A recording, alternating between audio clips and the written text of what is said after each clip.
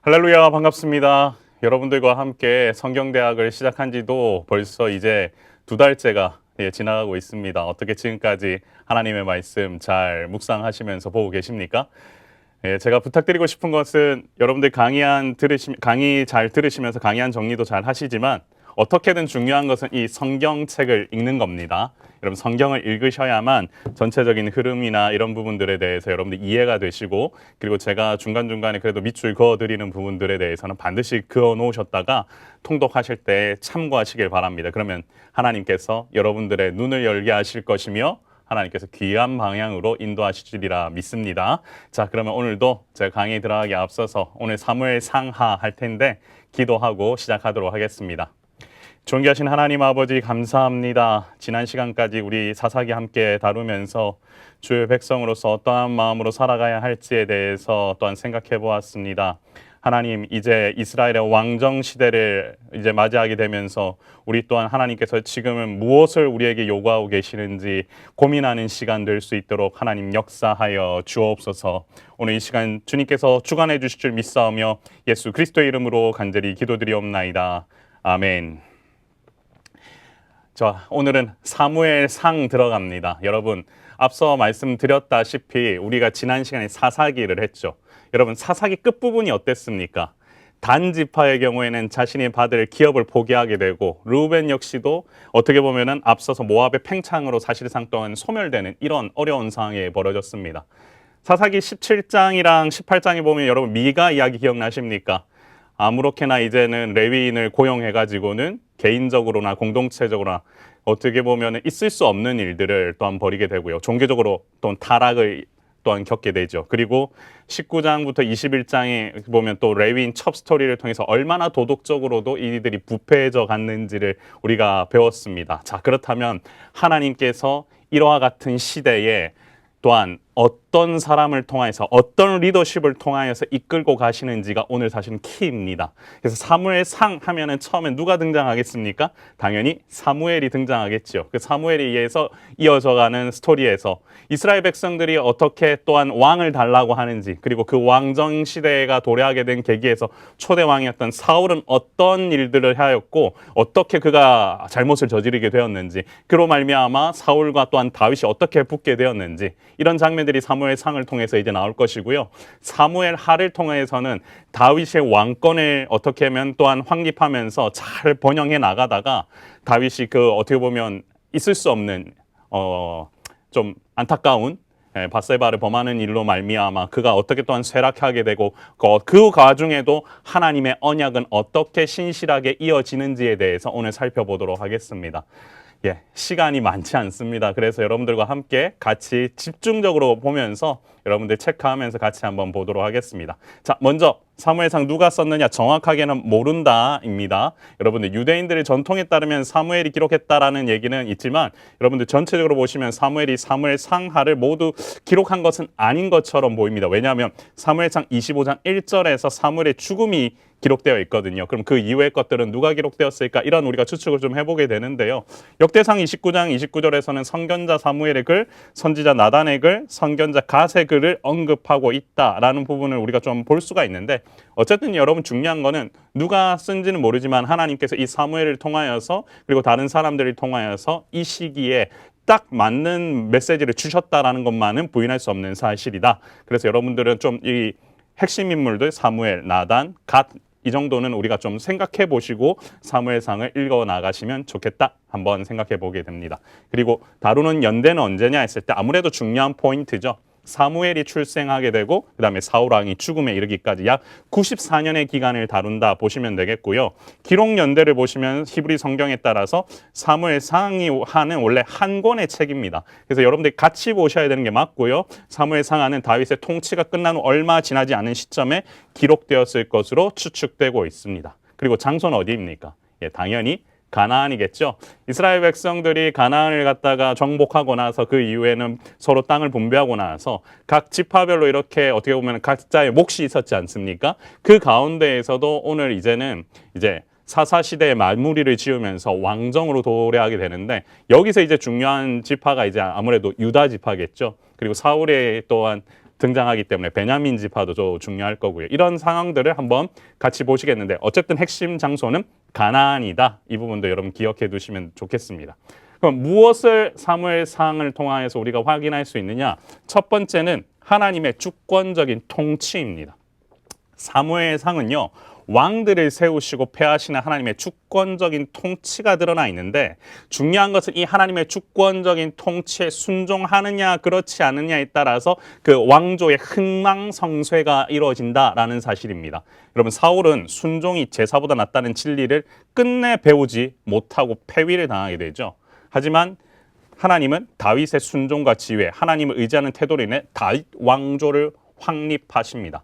이 다윗 왕조의 확립은 하나님께서 선택하셨고 그의 말씀에 순종했기 때문에 이루어졌다라는 것을 여러분 기억하시면 좋겠습니다.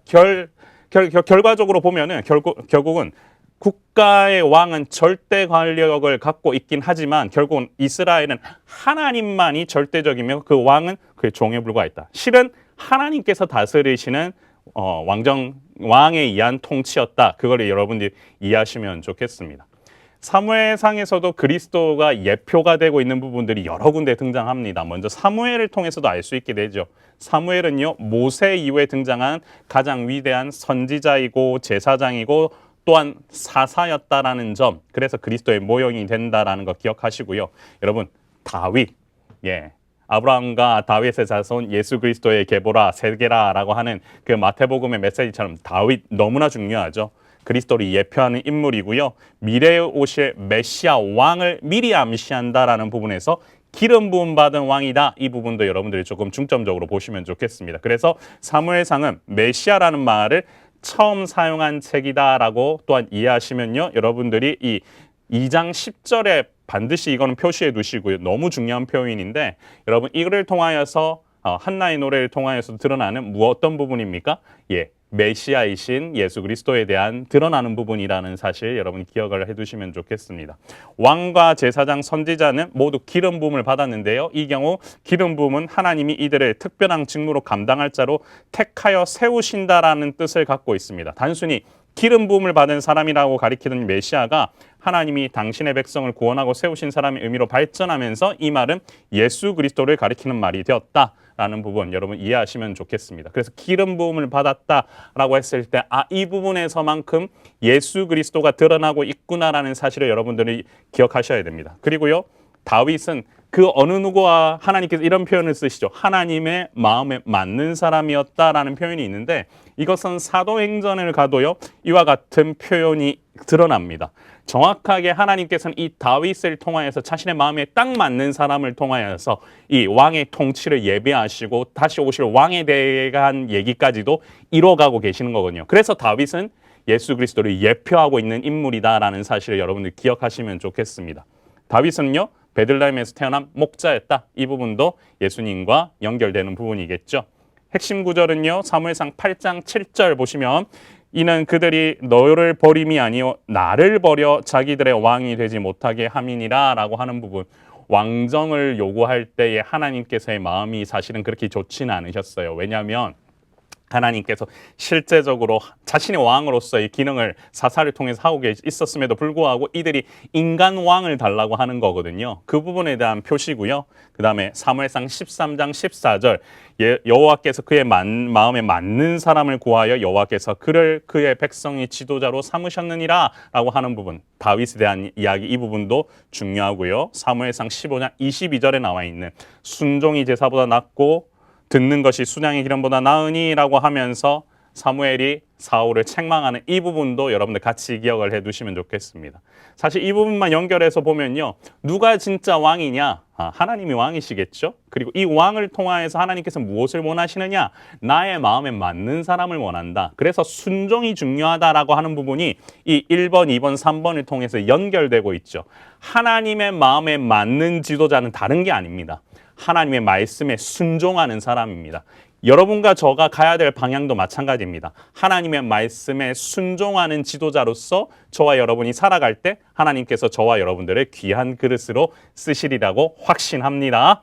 예, 그리고 우리 한번 또 보겠습니다. 어떻게 쓰여 있느냐? 예, 산문체 설화 방식으로 쓰여 있고 중간중간 한나의 기도라든지 이런 부분에서는 시로 표현되어 있다. 이 부분은 여러분들이 좀 표시를 해두시면 좋겠습니다. 그렇기 때문에 산문체 설화가 흘러가는 부분에 대한 역사적인 배경도 중요하지만 중간중간에 끊어지는 이 시에 대한 이해도 사실은 중요하다라는 거. 그리고 이 시에 보통 그 사람의 저자의 마음이 들어가 있고 그리고 어떤 부분이 들어가 있습니까? 예수 그리스도를 예표하는 부분까지도 들어가 있기 때문에 이런 부분들은 같이 좀 이해를 잘 하시면 좋겠습니다. 통독하실 때 시가 나오면 반드시 박스로 하나 표시를 하십시오. 형광펜으로. 그리고 그 부분에 대해서 어떻게 보면 다윗의 마음이 어떻게 드러나는지 이런 부분들을 좀 점검하시면서 보면 좋겠습니다. 그럼 왜 쓰여졌느냐 했을 때 사무엘상은요. 엉성한 조각법처럼 지파별로 나누어 있던 이스라엘 민족이 하나의 통일된 나라로 형성되어가는 모습이다. 그랬을 때 사무엘상은 사사시대에서 왕정시대로 넘어가는 중요한 고리. 이거 진짜 중요합니다. 사사시대에서 어디로요? 왕정시대로 넘어가는 고리 역할을 한다. 그리고 사무엘상에서부터 열왕기 하까지는요. 계속 이스라엘 왕조 역사가 소위 말해서 최정점과 최저점을 모두 포함하고 있는데 흥망성쇠가 다 다뤄져 있다. 이 부분을 여러분들이 기억하시면 좋겠고요. 이 흥망성쇠는 어디에 따라서 바뀌게 됩니까? 여호와 하나님을 온전히 따르느냐, 순종하느냐, 그렇지 않고 죄를 범하느냐에 따라서 이 나라의 흥망성쇠가 왔다 갔다 한다라는 그 사실을 여러분 기억하시면 좋겠습니다. 그리고요, 사무엘상과 이어지는 사무엘하는요, 이스라엘이 주님의 왕 되심을 거절하는 모습에서 주님의 왕 되심을 죄에 확립하는 모습이다라고 되어 있는데요. 이게 왜 중요하냐면 나중에 사무엘하 7장 하면 여러분들 딱 무엇이 떠오르셔야 되냐 했을 때 다윗 언약이라고 하는 것을 여러분들 반드시 기억을 해두시면 좋겠습니다. 하나님께서 다윗의 이 자손을 통하여서 내가 다윗의 집을 짓도록 허락하겠다고 하시면서 계속해서 그 나라가 영원할 거라는 얘기를 해주시는데요. 바로 주님의 왕되심을 예표하고 있는 부분이기 때문에 이 부분까지도 우리가 잘 기억해 두시면 좋겠습니다. 사무엘하 7장 뭐라고요? 다윗 언약. 기억하시면 좋겠습니다. 이 다윗 언약이 사실은 아브라함의 언약에서부터 확장되어서 이 다윗 언약으로 이어지는 거거든요. 그래서 사무엘하 7장 하면은 여러분들 무조건 기억하셔야 됩니다. 아, 다윗 언약이구나. 하나님께서 다윗의 집을 통하여서 이렇게 축복하시길 원하는구나. 여러분들이 우리가 함께 기억을 해두셨으면 좋겠습니다. 여러분, 왕정은요, 정치적인 문제보다는 궁극적으로 신학적인 문제로 묘사가 되는데 사무엘상은 기름 부음 받은 왕이 하나님의 뜻에 자신을 맡기고 그분의 율법에 순종하는지 불순종하는지 여부를 정치적 성패를 결정한다는 것을 분명히 보여주고 있다. 제가 앞서 말씀드린 것과 같이 하나님 앞에 순종하느냐에 따라서 이 성패가 갈라진다라는 부분이고요. 이스라엘의 주님의 왕되심을 재확립하고 주님의 통치 상징들 가운데 가장 정교한 성전 건축을 준비하는 모습도 드러나고 하나님의 아들이 와야 다윗 솔로몬이 꿈도 꾸지 못한 그런 나라를 세우게 될 것이다. 바로 이스라엘의 왕, 진짜 왕이신 예수 그리스도를 예표하는 부분들에 대해서도 함께 다루고 있다. 여러분들이 이것을 좀 염두에 두시고 본문으로 들어가 보도록 하겠습니다. 사무엘상 전체 개요 한번 정리를 해보면요. 첫 번째 주제는 무엇입니까? 하나님의 주권적 통치, 왕 대신 하나님께서 이스라엘 백성들을 어떻게 통치하시길 원하느냐, 그러면서 언약을 어떻게 이어가시느냐, 이 부분을 기억해 두시면 좋겠고요. 연대는 참고하시고요. 장소는 가나안이었다는 거, 그리고 사무엘의 등장에서부터 다윗 왕권이 확립되기까지 그 부분에 대해서 잘 기록되고 있다는 거 기억하시고요. 아브라함에게 주신 언약이 다윗 언약으로 발전되는 그런 부분들이 드러나 있습니다. 그리고 이 부분이 이제 사무엘상에서는 좀 중요합니다. 사울이 실패하고 다윗이 성공을 하게 되는데 그렇다면은 하나님의 언약은 실패된 것입니까? 그렇지 않다. 다윗을 통하여서 이 언약이 계속 흘러가고 있다. 이 부분 기억하시고요. 신정 정치에서 왕정 정치로의 전환, 그리고 여호와 주도적인 어떻게 보면 역사적인 관점을 통해서 읽어야 된다라는 부분이라 전체 구조를 살펴보면요, 복잡하진 않습니다. 사무엘이 먼저 등장하고 그다음에 사울이 등극하고 사울이 실패와 동시에 사울과 다윗이 붙는 장면으로 이렇게 전체적으로 구성되어 있기 때문에 사실 이 16장에서 31장까지 부분은 여러분들 핵심 메시지보다는 이들이 어떻게 쫓고 쫓느냐, 사울이 다윗을 왜 쫓느냐, 그리고 다윗은 거기서 왜 자비를 베푸느냐, 이런 부분에 대한 이해를 하시면 좋겠습니다. 그리고 사무엘상 전체 구조는요. 앞서 말씀드린 대로 처음에는 사무엘이 탄생하고 한나의 노래가 나옵니다. 왕권 제도를 향한 제사장 제도의 정비다 보시면 되겠고요. 사무엘이 제사장과 선지자로 서게 되는데 이제 여호와의 궤 얘기가 4장부터 7장까지 나오는데 딱 보셔도 아시겠죠. 이 여호와의 언약 궤를 갖다가 어떻게 다루느냐가 중요한데 제대로 다루지 않았을 때 하나님을 두려워하는 마음으로 다루지 않았을 때 그 즉시 죽음을 맞이하게 되는 그런 사건들을 통해서 하나님을 어떻게 모셔야 하는지에 대해서 하나님께서는 여기서 메시지를 주시는 부분이고요. 8장부터 12장까지는 왕권의 성립, 왕은 어떤 사람이어야 하는가 하나님께서는 이스라엘 백성들의 요구를 들어주시는데 왕정을 허락하시면서 어떤 왕, 이 사람들은 그냥 인정 통치, 사람에 의한 통치를 요구했지만 하나님은 실제적으로는 왕을 세워도 신정 통치를 요구하시는 거거든요. 이 부분을 여러분들이 같이 기억을 해주시면 좋겠고 13장부터 15장까지는 사울의 실패 이유가 인간의 죄악 때문이라는 거, 그리고 마지막 16장에서 31장까지는 사울의 쇠퇴와 다윗의 흥왕이라 여러분 이 뒷부분은 제가 조금 빨리 진행할 수 있습니다. 그런데 중요한 포인트는 무엇이느냐?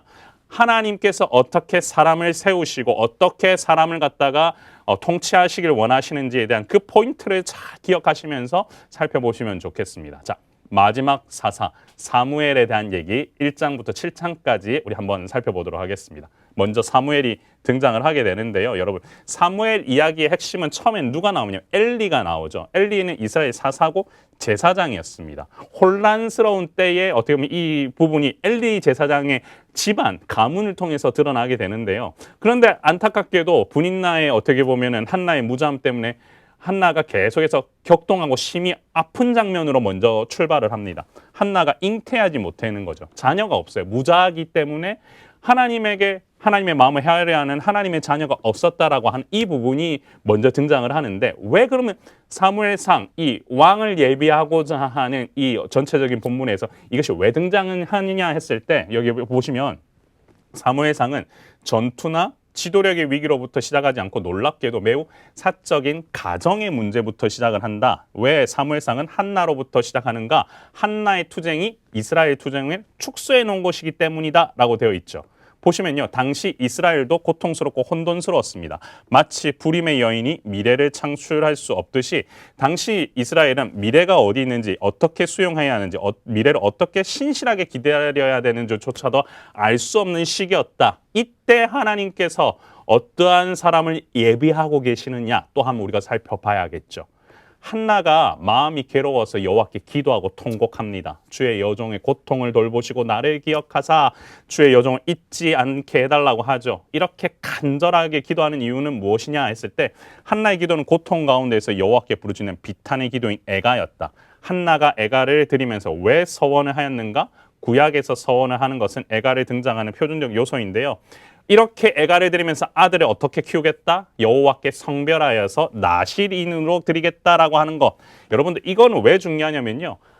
이런 혼란의 시기에 하나님께서 자녀를 주시면은 제가 이 아이를 나실인으로 키우면서 하나님의 거룩한 백성으로 키워가겠습니다라고 하는 어떻게 보면 부모로서의 절절한 고백인데 이 부분이 잘 드러난다라고 여러분들이 이해를 하시면 되겠죠. 그리고 나서 결국은 사무엘이 태어나게 됩니다. 20절 부분은 여러분들이 표시를 하시고요. 여러분 20절 표시를 하시고 그리고 10절, 1장 10절, 11절, 19절, 20절 그리고 21절, 22절까지는 밑줄을 그어두시면 성경책에 표시해 주시면 좋겠습니다. 한나가 예언적인 기도를 드리지요. 2장 1절부터 11절까지입니다. 한나가 아기를 갖기 간절히 원했지만 아기를 키우는 기쁨보다 하나님의 계획에 참여하기를 더 어떻게 보면 나았을 때가 아니라 어린 사무엘이 더 높은 소명을 위해 하나님께 바쳤을 때다라고 되어 있죠. 이 예언적 기도 한번 살펴보시면 좋겠는데요. 한나의 노래 왕권을 내다보는 노래입니다. 여러분 처음에요. 4절 밑줄 그으십시오.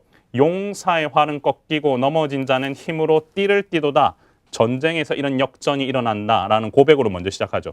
근데 음식에서의 역전, 풍족하던 자들은 양식을 위해 품을 팔고 줄이던 자는 다시 줄이지 아니하도다. 자녀에게서도 역전, 전에 임신하지 못하는 자는 7을 낳고 많은 자녀를 둔 자는 쇠약하도다. 삶과 죽음의 역전, 6절 진짜 중요합니다. 밑줄 그어주시고요. 여호와는 죽이기도 하시고 살리기도 하시고 수월을 내리기도 하시고 거기에서 올리기도 하시고도다. 그리고 가난부, 나머지 부분도 이렇게 같이 보시는데요. 이것이 왜 이렇게 역전으로 이어져 있느냐? 여러분들 아시다시피 한나의 마음 속에는 이러한 어떻게 보면 어려움들이 있었죠.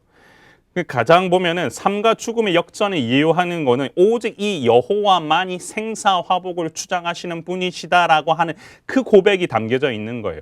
여러분 사무엘이란 이름을 잘 보시면요. 이름이라는 뜻의 쉔과 하나님이라는 뜻의 엘의 결합으로 볼 수 있는데 결국 그의 이름은 하나님이시다라고 이렇게 사무엘의 이름을 지었잖아요. 사무엘의 이름은 한나가 기도한 대상인 여호와께서는 위대한 일이시라는 한나의 고백을 기념하기 위해서인 것처럼 보이는데 그만큼 한나에게 있어서는 이 하나님에 대한 철저한 자신이 드리고자 하는 고백들이 잘 이와 같은 노래 속에서 드러나는데 이 표현 가운데 이제 다윗 왕권이 그와 같이 세워질 것이다라는 희망도 같이 우리가 살펴볼 수 있게 된다라는 겁니다. 그래서 6절, 7절 밑줄 그으시고요.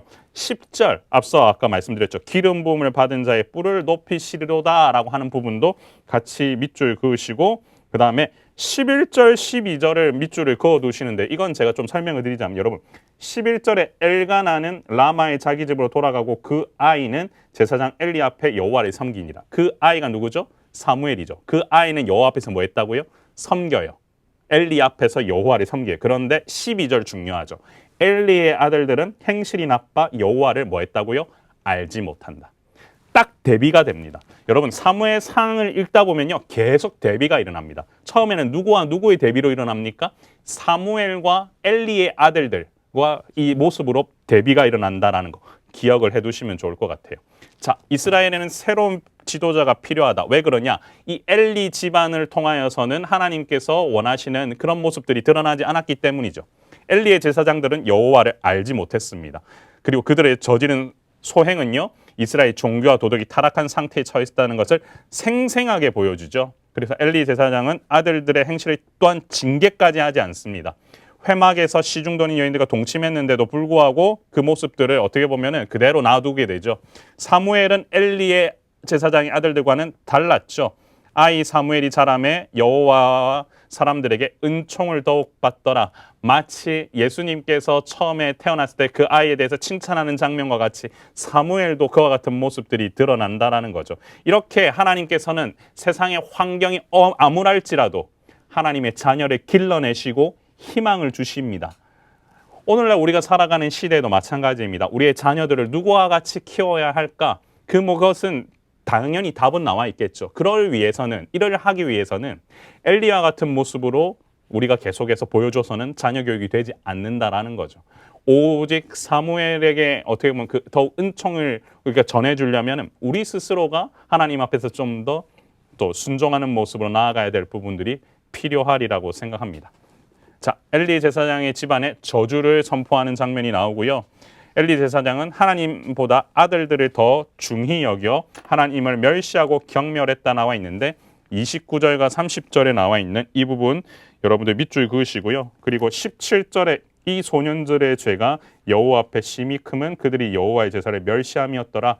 이거는 엘리 제사장의 자녀들이 지은 죄에 대한 부분인데 그 부분 밑줄 그으시고 18절에는 사무엘은 어렸을 때 세마포의 옷을 입고 여호와 앞에서 섬겼더라. 이 부분도 밑줄 그어두시고요. 그다음에 21절, 그다음에 26절 다 밑줄 그어두시고 2장에서는 29절, 30절, 34절까지는 밑줄 그어두시고 3장으로 넘어갑니다. 근데 3장 처음에 어떻게 돼 있습니까?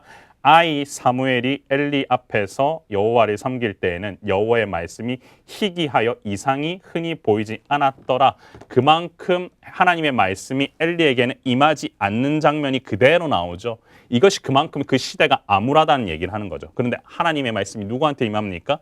사무엘에게 임합니다. 사무엘을 부르시면서 말씀하옵소서 주의 종이 듣겠나이다 하면서 하나님 말씀이 사무엘, 새로운 지도자로 사무엘이 등장하는 장면이 나온다라고 하는 부분. 여러분 3장 여기서는 1절 밑줄 그으시고요. 4절, 6절, 7절 밑줄 그으시고 10절 밑줄 그어두시면 여러분들이 좀 더 확인하기가 좋을 것 같습니다.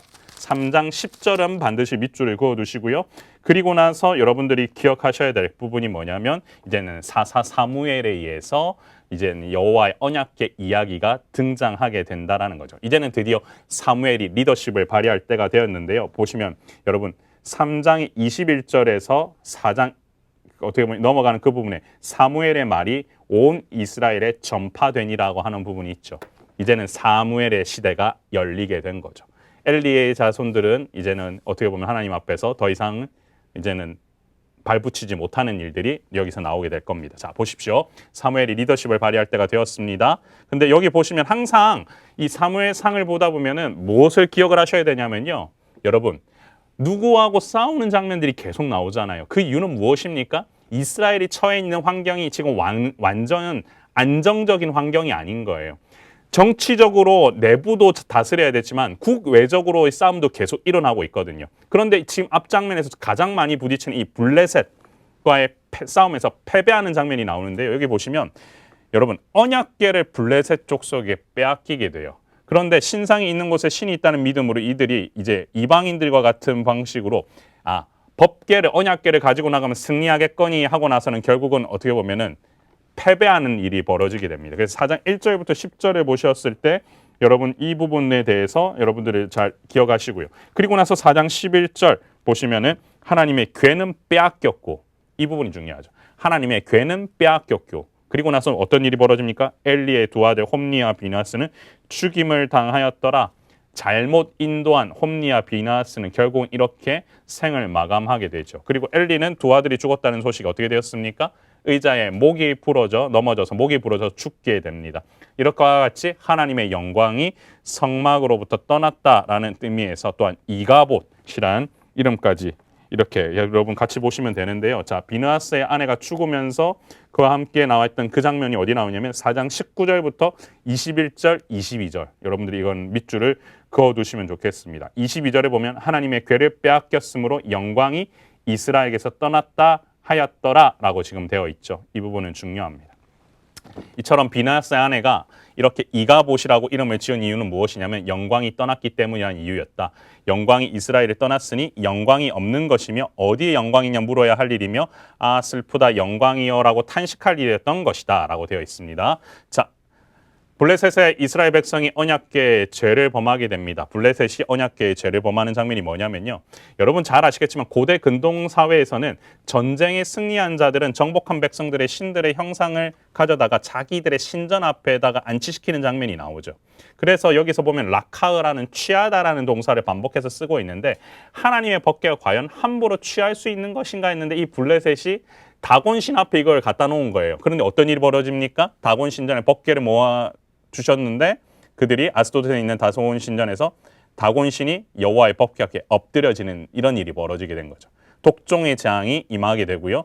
법궤는 가드, 에그론, 베세메스로 옮겨지게 되었고 7달 만에 다시 돌아오는 일이 벌어지게 됩니다. 여러분들 7달 만에 돌아오는 6장 1절은 표시하시고요. 이스라엘이 언약궤 또한 죄를 범하는 장면이 나오는데요. 베세메스 사람들이 법궤를 열어보았다가 70명이 죽는 장면 6장 19절도 표기하시면 좋겠는데 참 이거는 한번 우리 같이 한번 읽어볼 필요가 있는데요. 불과 이틀 전만 하더라도 다곤이 승리자인 것처럼 보였습니다. 블레셋이 이긴 것처럼 보였습니다. 그런데 여호와께 엎드려 경배하더니 이제는 손과 목이 잘린 채 여호와께 드리는 전리품이 된 것이죠. 과연 손과 목을 잘린 채 몸뚱이만 남아있는 이 다곤 신이 블레셋을 보호할 수 있을까요? 아니죠. 하나님만이 참 신이라는 장면이 여기서 그대로 나오는 겁니다. 그리고요.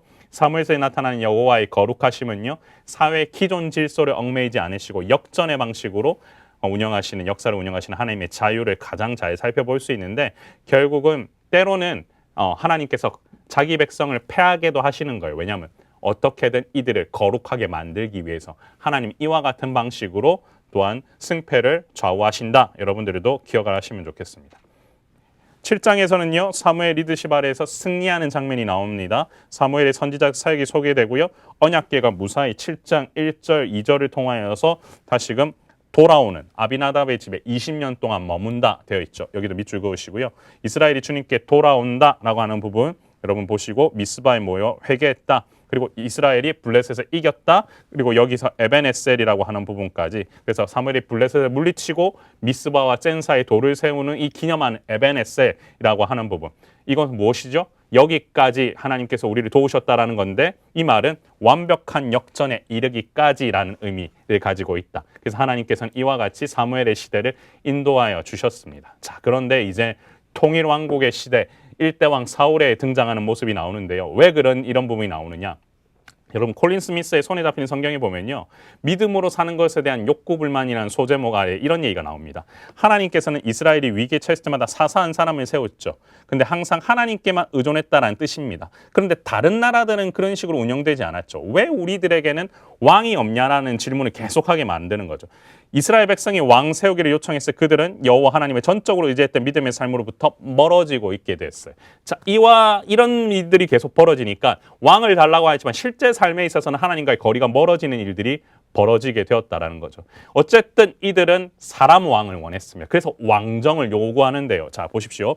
이스라엘이 사무엘의 아들들을 지도자로 받아들이지 않았다 나와 있는데 사실 이 부분도 참 안타까운 부분입니다. 사무엘의 아들들이라도 좀 제대로 어떻게 보면 신앙의 세대 계승이 이루어졌으면 좋았을 텐데 엘리의 자녀들과 어떻게 보면 다를 바 없이 이들 어떻게 되었습니까? 그의 아들들이 자기의 아버지의 행위를 따르지 아니하고 이익, 뇌물, 판결을 굽게 했다. 제대로 통치하지 않았다라는 거죠. 그러다 보니 이들이 무엇을 요구합니까? 모든 나라와 같이 우리에게도 왕을 세워 우리를 다스리게 하소서.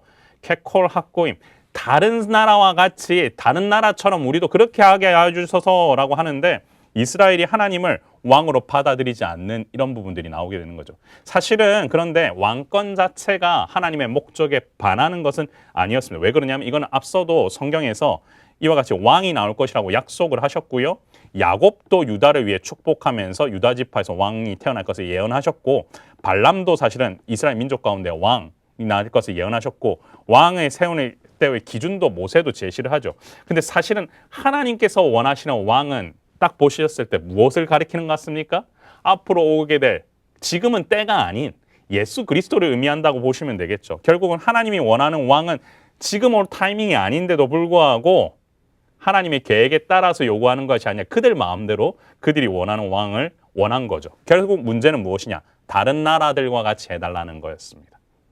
사랑하는 성도 여러분, 다른 나라들과 다른 사람들과 세상 사람들처럼 우리에게 복 달라 이게 잘못된 겁니다. 기준이 잘못된 거죠. 우리는 누구의 뜻에 따라 움직여야 되는 사람들입니까? 하나님의 뜻에 따라 움직여야 되는 사람들이죠. 결국은 모든 나라와 같이 다른 나라들과 같이 하는 이런 군사적 사법적 통치자를 갖다 요구하는 순간 사실은 자신들을 더 올가매게 되는 건데도 그걸 모르고 있었던 거예요.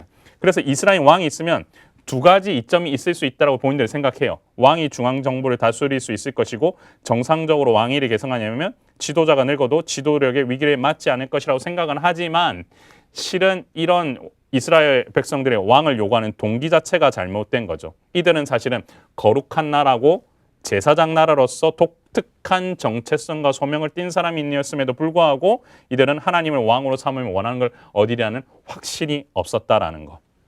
그래서 백성들은 하나님께서 선택하실 왕을 기다리라고 했음에도 불구하고 자신들이 왕을 선택하기를 원하고 하나님의 최선에 미치지 못하는 왕을 결국 선택하게 되었죠. 왜 그러냐? 이는 자신들이 고집스러운 요구 때문입니다.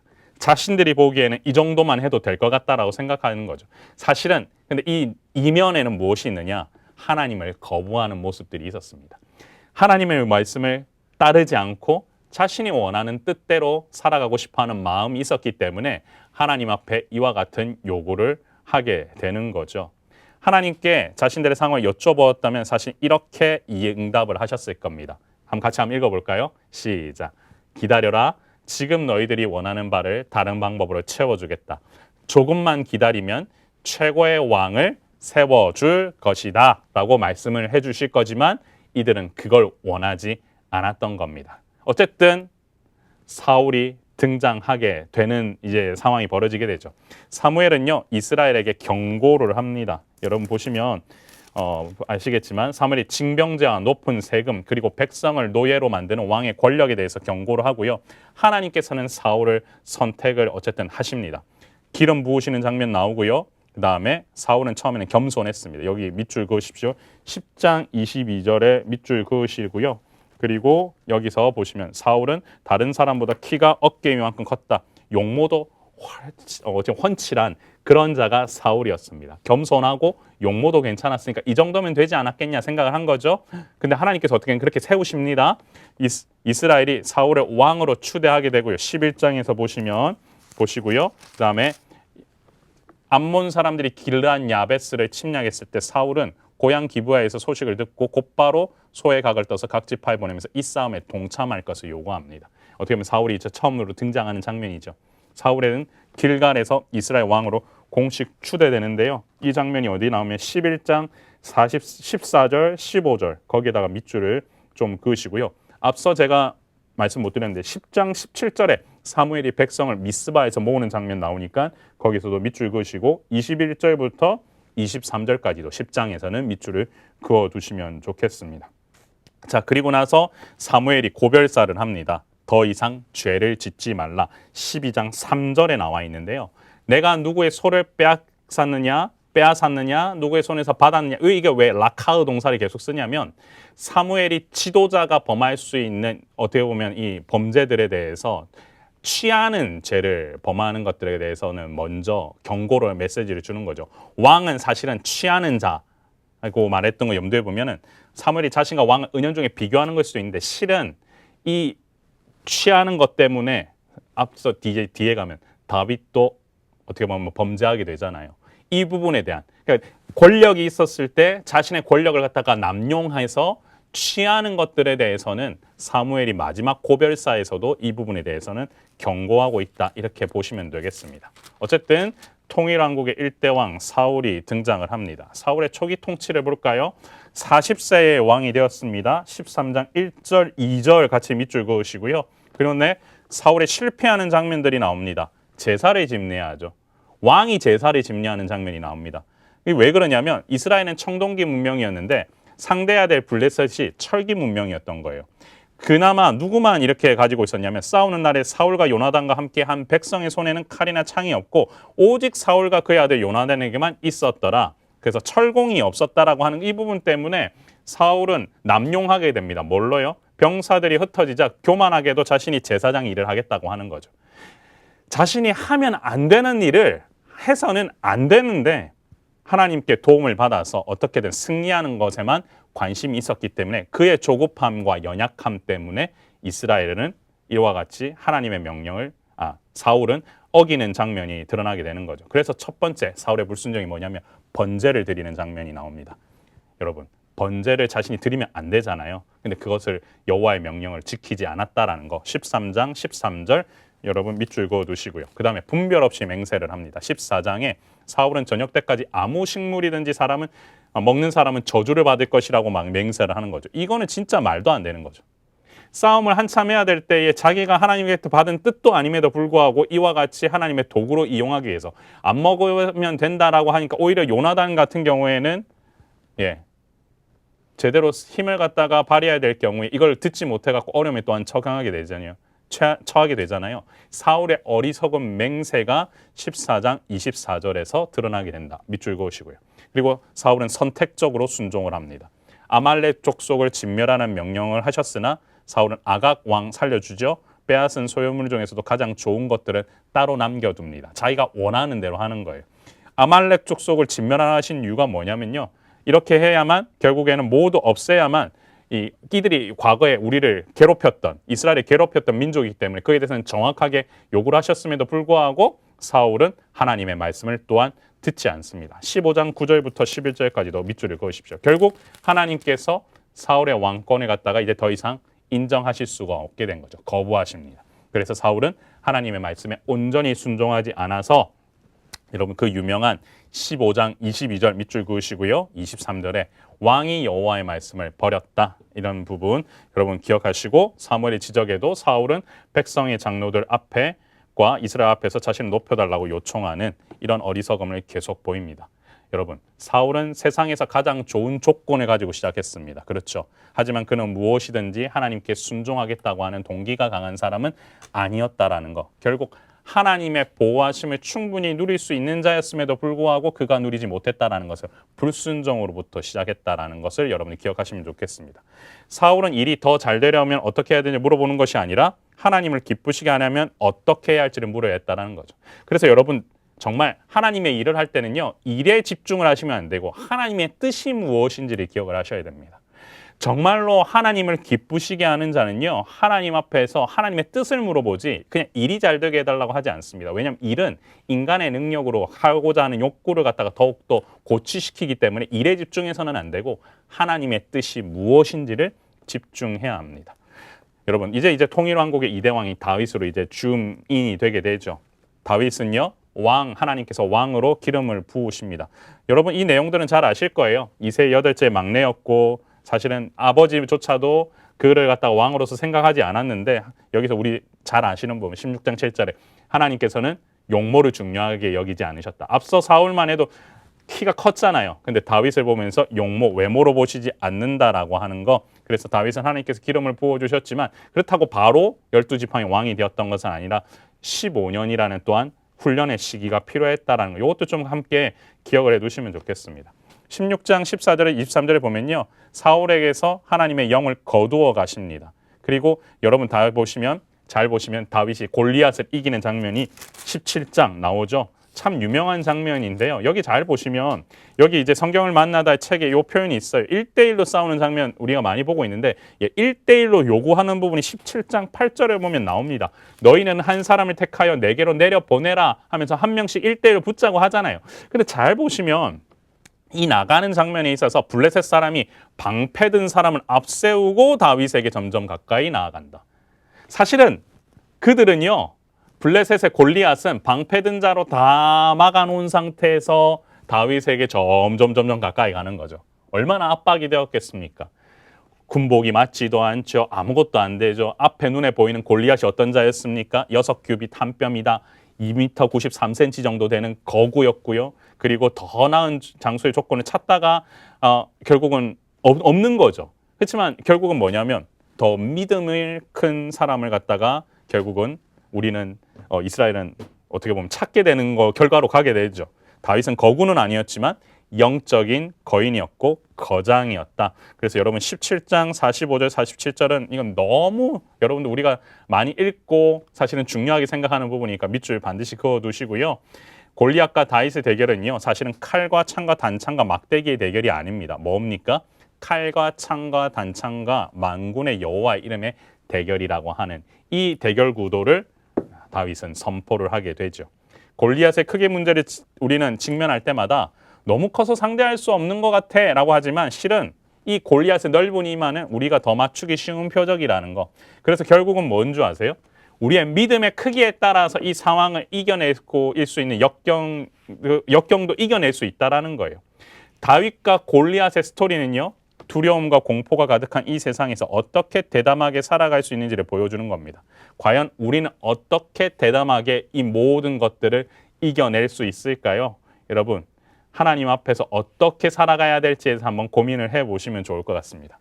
요나단이 다윗을 사랑하는 장면 나오고요. 이스라엘이 사울보다 다윗을 더 높이는 장면이 나옵니다. 결국 이런 장면들 때문에 사울이 이제는 어떻게 되죠? 다윗을 죽이려고 한다라고 하는 거, 여러분 이건 좀 살펴보시고요. 사울이 다윗을 창을 던지죠. 그 다음에 블레셋과 싸우도록 또한 다윗을 유도하죠. 그리고 나서 사울이 신하들에게 다윗을 죽이라고 명령하죠. 근데 다윗에게 다시 창을 던지고 다윗을 죽이려고 사절을 보내고 사물이 있는 곳으로 오고, 또한 사울이 요나단에게 다윗을 데려오라고 해서 또 죽이려 하죠. 결국 이와 같이 권위를 스스로가 잃어가고 있다 보니까 질투와 두려움이 그의 순통을 조였다는 거죠. 20살도 안 된 나이에 10여 년을 도피 생활을 해야 됐습니다. 그러니까 급기야 이제 망명 생활을 하게 되는 거죠. 왜냐하면 목숨을 살려야 되니까, 자신 목숨을 보호해야 되니까. 제사장이 다윗을 보호하는 장면이 나오고요. 다윗이 미친 채 하는 장면이 나옵니다. 블레셋으로 피하죠. 그래서 가드 왕 아기스에게 나아가서 다윗을 골리앗을 죽인 자라고 알아보자 미친 척했다라는 거예요. 자기가 블레셋의 어떻게 보면 대장수인 골리앗을 죽인 자잖아요. 그러니까 실성한 모습을 해야만 어떻게 보면 거기서 살아남을 수 있는 거죠. 참 다윗은 쉽지 않았습니다. 왕 되는 것 자체가 그렇게 쉽지 않았습니다. 그렇게 침을 수염을 흘리면서 이런 모습까지도 보였다라는 거. 그랬는데 이제 다윗이 광야에서 군대를 조직하게 되는 일이 벌어지죠. 다윗이 아둘람에서 도망합니다. 사울의 군대는 직업군이 있지만 다윗의 군대는 가족과 무례한 때에 구성을 된 작은 무리였습니다. 사울이 여호와의 제사장들을 죽이고 다윗이 블레셋을 공격하고 사울이 다윗을 쫓고 다윗이 사울을 죽이지 않고 살려주는 이 장면이 나오는데요. 사울은 빼어난 군차 3,000명을 모집하여 다윗을 잡기 위해서 특수부대를 조직하지만 다윗은 사울 왕의 옷자락만 벤 것을 가지고도 여호와의 기름 부은 자를 건드렸다는 마음의 찔림을 얻게 된다라고 하는 이 장면, 여러분 24장 6절은 밑줄을 그어두시면 좋을 것 같습니다. 결국은 어떻게 되느냐? 다윗은 사울이 자신을 죽이려는 왕이지만 그 왕을 죽일 수는 없다고 생각한 거죠. 그런데 결국에는 나중에는 어떻게 되냐? 대적 사울도 다윗이 왕이 될 것을 인정하는 장면까지 나옵니다. 여러분, 이제는 정리를 해보면 사사 사무엘의 일생이 마감이 되고 다윗이 아비가일과의 결혼하고 다윗이 다시 한 번 더 사울을 죽이지 않고 살려주는 장면들이 이렇게 나오게 되죠. 대적 사울인 사울도 자신의 잘못을 인정하고요. 황무지에서 있었던 일, 여기서 보시면 다윗이 주변 사람들에게 미치는 영향력이 얼마나 컸는지를 알 수 있게 되고요. 다윗이 블레셋으로 피신하는 장면 또한 나오게 됩니다. 결국에는 이제 이와 같은 다윗의 결국 좀 빠르게 넘어갔지만 어떤 부분이었습니까? 다윗이 계속해서 도망침을 통해서 어떻게 보면 이 사울의 공격으로부터 죽일 수도 있었지만 그걸 피하는 장면들이 계속해서 이어지는 거죠. 여러분 이 부분은 성경을 통독을 하실 때 그냥 보시면 되겠습니다. 자, 그리고 나서 이제 중요하게 마무리가 되는 장면이죠. 사울 왕의 최후가 등장합니다. 예, 하나님께서 사울에게 응답하지 않으시게 되죠. 그러다 보니까 사울은 또한 어떻게 누굴 찾습니까? 신접한 자. 하나님을 찾아야 되지만 그렇지 않죠. 결국 다윗이 사울과 싸우는 상황을 계속해서 피하는 부분으로 연결되고요. 다윗이 거하던 시글락에 아말렉에게 약탈당하는 장면이 나오는데 시글락이 아말렉의 공격에 폐허가 됩니다. 다윗과 그의 부하들이 아말렉을 추격하여서 사람들과 물건들을 되찾아오고요. 아말렉을 추격하지 않고 남아있던 사람들과 전리품을 동일하게 나누면서 다윗의 도피 생활은 이스라엘 왕으로서 능력을 키우는 하나님의 훈련소와 같았다. 그래서 31장에는 사울 왕이 죽는 장면으로 나오는데 사울과 그 세 아들들이 요나단, 아비나답, 말기수아가 블레셋과의 전투에서 죽는 장면이 나옵니다. 활 쏘는 활에 맞아 중상을 입자 자기 칼에 엎드려져 자결하는 모습 나오죠. 여러분, 사울이 아말렉과의 전쟁에서 진멸하라는 명령을 순종하지 않아 나라를 빼앗기게 되었다는 사실은 죽은 사무의 입을 통해서 28장 18절에 다시 한번 언급된 적이 있습니다. 그런데 여기서 다윗이 아말렉을 정말로 침으로 여호와의 원수를 갚고 있다는 점이 언급되면서 사울은 망하고 다윗은 흥하는 모습이 강하게 대조되어 있는데요. 이제 사울은 명운을 다하였고 죽은 사무엘에 선포된 예언의 성취만 남아있게 되었다라는 거죠. 아말렉을 다 진멸하라고 했을 때 진멸했으면 안 겪어도 되는, 어떻게 보면 순종을 했을 때 그 결과 얻을 수 있었음에도 불구하고 사울은 그것을 어기게 됩니다. 자, 정리를 해보면 여러분 사사시대를 통하여서 암흑기에 누가 등장하게 되죠? 한나의 노래와 함께 이제 사무엘이 등장하게 됩니다. 사무엘을 통하여서 하나님께서는 통치의 시기를 허락하시죠. 그리고 나서 이스라엘 백성들이 왕을 달라고 합니다. 또한 그러다 하나님께서 왕을 주시죠. 사실은 이스라엘 백성이 하나님을 왕으로 생각했어야 되나 그들은 하나님을 왕으로 인정하지 않고 싶어 했고 거부하는 장면, 이 장면이 나오고요. 그리고 나서 사울이 등장합니다. 사울이 하나님을 겸손하게 따랐으면 좋았을 텐데 불순종하는 장면들이 나오게 된 거죠. 자기가 하나님을 이용해서 승리에만 목말라서 전쟁에서 제사를 드리는 장면부터 해서 계속해서 어그러지는 장면이 나옵니다. 그와 함께 대비되는 장면에 누가 등장합니까? 다윗이 등장하게 되죠. 다윗은 하나님의 마음에 맞는 자였다라는 거 우리가 앞서서 얘기 드렸는데 그 다윗이 바로 왕에 봉해지는 것이 아니라 사울에 쫓기면서 어떻게 보면 큰 훈련을 겪게 되는 거죠. 그리고 나서 이제 오늘 마지막 장면에서 사울이 죽는 장면까지가 사무엘상의 흐름입니다. 그러면 사무엘상 오늘 나에게 주신 이유가 무엇일까요? 먼저 첫 번째, 여러분 다른 나라들과 같이 되려는 것을 여러분 절대로 경계하셔야 됩니다. 하나님께서 원하시는 것은 다른 나라들과 같이 되는 것이 아닙니다. 하나님을 거부하는 행위죠. 세상과처럼 우리를 다스려 주세요 하는 것은 하나님을 거부하는 직접적인 행위입니다. 우리는 하나님의 도우심으로 하나님께서 허락하시는 최선의 선택을 해야 되는 자들이라는 것 기억하시고요. 사울의 갑옷을 탐하는 다윗이 되어서도 안 됩니다. 다윗은 여호와 하나님만을 믿고 나아갔습니다. 골리앗이 기골이 장대하다 할지라도 다윗은 자신의 방식, 하나님을 믿고 나아가는 방식으로 갔다는 것, 그리고 온전히 순종하는 왕이 되어야 되는 것. 사울은 하나님의 말씀을 순종하지 않아서 하나님께서는 그 자리에서 떠나시잖아요. 선택적 순종은 결코 온전한 순종이 아니다. 오직 온전한 순종으로 하나님의 마음에 합한 자가 되게 해달라고 기도하시는 여러분 되시면 좋겠습니다. 사무엘상 스토리는 이렇게 정리하고 이제 사무엘하로 바로 이어져 강의를 하도록 하겠습니다. 잠깐 쉬었다가 사무엘하 강의 시작하겠습니다.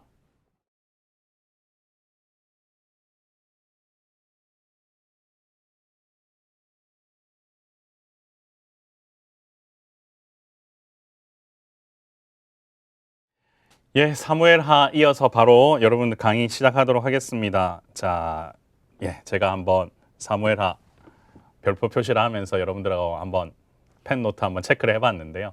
어떻게 여러분 같이 밑줄 그어가면서 보고 계십니까? 중요합니다. 왜냐하면 제가 강의를 준비하는 시간이 여러분들 듣고 소화하는 시간도 많이 걸리신다 하지만 저는 진짜 물리적으로 많은 시간 에너지를 여기에 지금 드리고 있습니다. 어떻게 보면 엑기스만 드리려고 하다 보니까 제한된 시간 안에서 동영상 강의다 보니 더 어려움이 있는데요. 여러분들 잘 녹여 들으시려면 성경책에다가 반드시 밑줄 그어 가시면서 같이 따라오시길 바랍니다. 같이 한번 강의를 또한 이어가 보도록 하겠습니다. 자, 사무엘하 서론은요. 마찬가지로 누가 정확하게 쓰여진지는 모르고요. 아마도 선지자 나단, 선견자 갓에 의해서 역사 기록을 근거로 기록되었을 것이다 라고 되어 있는데 앞서 제가 말씀드렸잖아요. 이 사무엘상하는 한 권이기 때문에 저자에 대해서는 여러분들이 크게 신경을 안 쓰셔도 일단은 될 것 같습니다. 그리고 사무엘하에는 여기 야샬의 책이라는 자료로도 등장을 하거든요. 이거는 좀 참고해 두시면 좋겠고 이거는 제가 이렇게 인용을 한 부분인데 바른 자의 책이라는 뜻으로 여호수아, 다윗, 솔로몬이 역사 인용 시 일종의 출전에 해당하는 책이라고 되어 있는데 하나 메모를 해 두시면 좋을 것 같습니다. 자, 그러면 시기는 언제입니까? 헤브론에서 다윗의 통치 주전 1011년부터 1004년까지의 7년 6개월간의 기간이 나오는데요. 여러분 헤브론에서 7년 6개월 동안에 유다를 다스렸고 예루살렘에서 33년 동안 이스라엘과 유다를 다스렸다. 이 구절 이제 나중에 중요한데 확장되는 거잖아요. 다윗이 유다 지파의 왕으로서 먼저 옹립이 되지만 결국에는 더욱더 사울에 남아있는 우리 이스보셋의 모든 잔재들이 어떻게 보면 청산됨으로 있어서 다윗이 전체 유다와 이제 예루살렘, 유다와 이스라엘의 전체를 다스리는 부분으로 이제 확장되어 가는 부분인데 이 부분 같이 또한 우리 살펴보시면 좋겠고요. 예루살렘에서의 다윗의 통치는 나머지 33년이라는 거 여러분 기억하시면 좋겠고 다윗의 통치가 끝난 이후에 얼마 되지 않는 시점에서 이것이 기록이 되었다라는 부분 같이 보시면 좋겠습니다. 어디서 되었느냐? 이 부분 가나안과 다윗의 왕조의 영토 관련된 부분들 여러분 좀 참조하시고요. 그러면은 주제는 무엇인가? 제가 아까 앞서 처음 시작할 때 사무엘상부터 중요하다는 부분이 뭐라고 말씀드렸습니까? 다윗 언약 말씀드렸죠. 이 다윗 언약이 얼마나 중요하냐면요. 인간의 잘못된 그런 어떻게 보면 부분에도 이해하고 회개를 통하여서 하나님 또한 그에 대한 징계도 허락하시죠. 그런데 언약만큼은 하나님께서는 결코 포기하지 않으신다라는 겁니다. 이것이 중요합니다. 우리의 사람의 실수로 인해서 우리가 잘못을 저지를 수 있고 하나님께 회개하고 돌아올 수 있는 이런 부분들이 있고 그에 따라 하나님께 징계도 받게 되지만 하나님께서는요 약속하신 것을 반드시 지키시는 분이다. 제가 왜 처음에 구약 성경 대학 할 때 가장 중요한 게 무엇이라고 했습니까? 하나님의 주권적인 통치에 관련해서 여러분들이 먼저 인정을 하시고 인간의 책임을 갖다가 같이 잘 하면서 이해해야만 개혁주의 신학적인 관점에서 성경을 볼 수 있다라는 말씀 드렸잖아요. 아마 갈수록 인간적인 생각으로 여러분들이 성경을 볼 수 있는 상황에 여러 가지 그 부분들이 있을 겁니다. 그때마다 하나님의 통치가 어떻게 이루어지고 있느냐, 언약이 어떻게 실현되어 가고 있느냐를 여러분들이 놓치시면은 성경을 제대로 읽어나갈 수가 없게 된다는 거 여러분 기억을 하시면 좋겠고요. 북이스라엘은 9개의 다른 왕조가 난립했지만 유다에는 단 하나의 왕조, 다윗 왕조밖에 없었다라는 부분이 여튼 다윗 언약을 통해서 우리가 드러나는 주제의 부분입니다. 이집트와 메소포타미아의 한 왕가의 지속 평균은 100년 미만이라는 사실을 볼 때 400년간 지속된 다윗 왕가는 하나님의 언약과 자비로우심 때문이었다라는 부분 우리 한번 기억해 두시면 좋을 것 같습니다. 그리고 또 주요 주제가 뭡니까?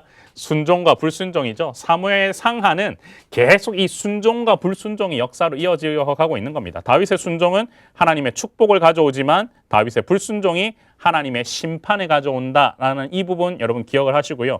사무엘 하의 핵심 진리는 하나님께 순종하면 복받고 불순종하면은 재난과 심판이 따른다라는 신명기 주제와도 일맥상통하다라는 것을 여러분 기억하시면 좋겠습니다. 당연히 사무엘하에도 예수 그리스도가 나오죠. 예표되는 부분이 있죠. 다윗입니다. 다윗 언약에 약속된 영원한 왕국, 왕위, 후손이라는 세 가지 약속이 그리스도에게 똑같이 주어지죠. 그렇기 때문에 이 사무엘하 7장이 중요하다라고 제가 앞서 말씀드렸고요. 이 다윗 언약은 이스라엘이 메시아 대망을 갖게 되는 근거가 된다라는 겁니다. 여러분 이 부분을 같이 한번 읽어두시고 기억해 두시면 좋겠습니다. 핵심 구절 사무엘하 5장 12절에요. 다윗이 여호와께서 자기를 세우사 이스라엘 왕으로 삼으신 것과 그의 백성 이스라엘 위하여 그 나라를 높이신 것을 알았더라 라는 부분, 그리고 사무엘하 7장에서 어떻게 되죠? 내 수완이 차서 내 조상들과 누울 때에 내가 내 몸에서 나는 내 씨를 내 뒤에 세워 그의 나라를 견고하게 하리라. 집을 건축할 것이다. 왕위를 견고하게 하겠다. 영원히 보존되고 내 왕위가 영원히 견고해지겠다라고, 이 부분 너무 중요합니다. 뭐라고 했죠? 제가 다윗 언약이라고 한 부분 여러분 7장 전체에다가 표기를 해두시면 좋겠습니다. 그리고요 어떻게 산문체 설화와 중간중간에 애가와 다윗의 노래들이 이제 시로 구성되어 있다는 부분은 앞서 사무엘상에서 제가 설명을 드렸으니까 넘어갑니다. 그리고 사무엘하는 영원히 지속될 다윗 왕조의 시작에 대해 알려주기 위해서 기록되었고요. 사무엘상은 왕국이 어떻게 건립되었는지를 말해준다면 사무엘하는 그 왕국이 어떻게 견고해지었는지를 말해줍니다. 무슨 말이냐? 왕국이 어떻게 세워져 갔느냐에 대해서 얘기를 하잖아요. 사실은 인간들의 어떻게 보면 이스라엘 백성들의 인간적인 요구에 의해서 왕정이 들어서게 되지만 실제로는 누가 왕이십니까? 하나님이시죠. 그 하나님께서 다스리는 그런 나라를 하나님께서는 꿈꾸시잖아요. 그리고 이들에게 왕을 주시겠다고 약속을 하셨잖아요. 그때가 도래하지 않았을 뿐이지 하나님께서는 계속해서 역사를 통하여서 지금은 그때가 아니라는 걸 말씀해 주셨음에도 불구하고 이들의 요구를 그래도 들어주셨다라는 거. 그리고 이 사무엘하는 그런 인간이 세운 왕, 그러니까 하나님께서 인간을 통해서 세운 왕이, 이 왕국이 조금은 왕권이 확립되어 가는데 이 왕권 확립 과정에서도 흥망성쇠가 있다라는 그 부분을 여러분들이 같이 살펴보시면 좋겠습니다. 이렇게 좀 이해를 하시고 넘어가겠습니다. 자, 사무엘하 보시면요. 주제는 다윗을 통한 어떻게 보면 이 왕권 확립과 다윗을 통한 왕권이 또한 쇠락하는 이 부분이 나오기 때문에 이 주제를 이렇게 다루었고요. 그 다음에 장소 연대 참고하시고, 문학적 구조라고 하면은 여러분은 세 가지 부분으로 볼 수 있는데요. 주제가 다윗이다 보니까 어떻게 됩니까? 다윗이 왕위에 등극하게 되죠. 첫 번째 1장부터 8장까지. 그리고 다윗이 실수하는 장면이 나와요. 그리고는 결말에서 어떻게 됩니까? 20장 이 뒤에 부분 21장부터 24장까지가 에필로그와 같이 나와 있는 부분이 나오는데, 결국은 다윗이 왕에 등극하고 다윗 실수 때문에 일어나고 그로 말미암아 결말 에필로그로 마무리되는 이 세 가지 전체적인 구조가 우리가 살펴볼 수 있는데, 첫 번째 다윗 언약이 성립이 되다, 헤세드가 계시되다, 은혜가 계시되는 장면으로 나옵니다. 1장 혼돈에 빠진 사울 왕국. 사울 왕국이 어떻게 보면 멸망하게 되죠. 어떻게 보면 안타깝게도 사울의 불순종으로 말미암아 사울의 목숨을 잃게 되고요. 그리고 2장부터 7장까지는 다윗 왕국이 성립되는데 이 다윗이 왕으로 등극함이 하나님의 선물이었다라는 거, 그러면서 다윗 왕가를 준비하시는 그 부분까지 나오는 거 한번 살펴보시면 좋겠고, 언약궤 이동 장면에서 다윗이 실수를 넘어선 하나님의 은혜, 그리고 사울 왕가가 종말이 이룬다라는 이 부분도 같이 보면 좋겠습니다. 7장 중요하다 말씀드렸죠. 다윗 언약. 그래서 왕조를 하사하면서 다윗의 집을 세우시고요. 그리고 입양, 다윗의 왕의 아들을 하나님의 아들로 세우시고, 핵심은 하나님의 은총, 그리고 하나님 은총 헤세드를 다윗 왕가에 주시겠다라고 하는 부분. 그리고 8장에서는 이 다윗 왕국이 확실해진다라는 사실 되는데요. 앞서 이제 9장부터 어떤 일이 벌어진다고 그랬습니까? 다윗 언약의 위기가 도래하게 되죠. 그리고 나서 21장, 24장은 부록과 같은 장면들인데 다윗 왕권의 이야기의 결론의 핵심 부분이 마지막 부분에 드러납니다.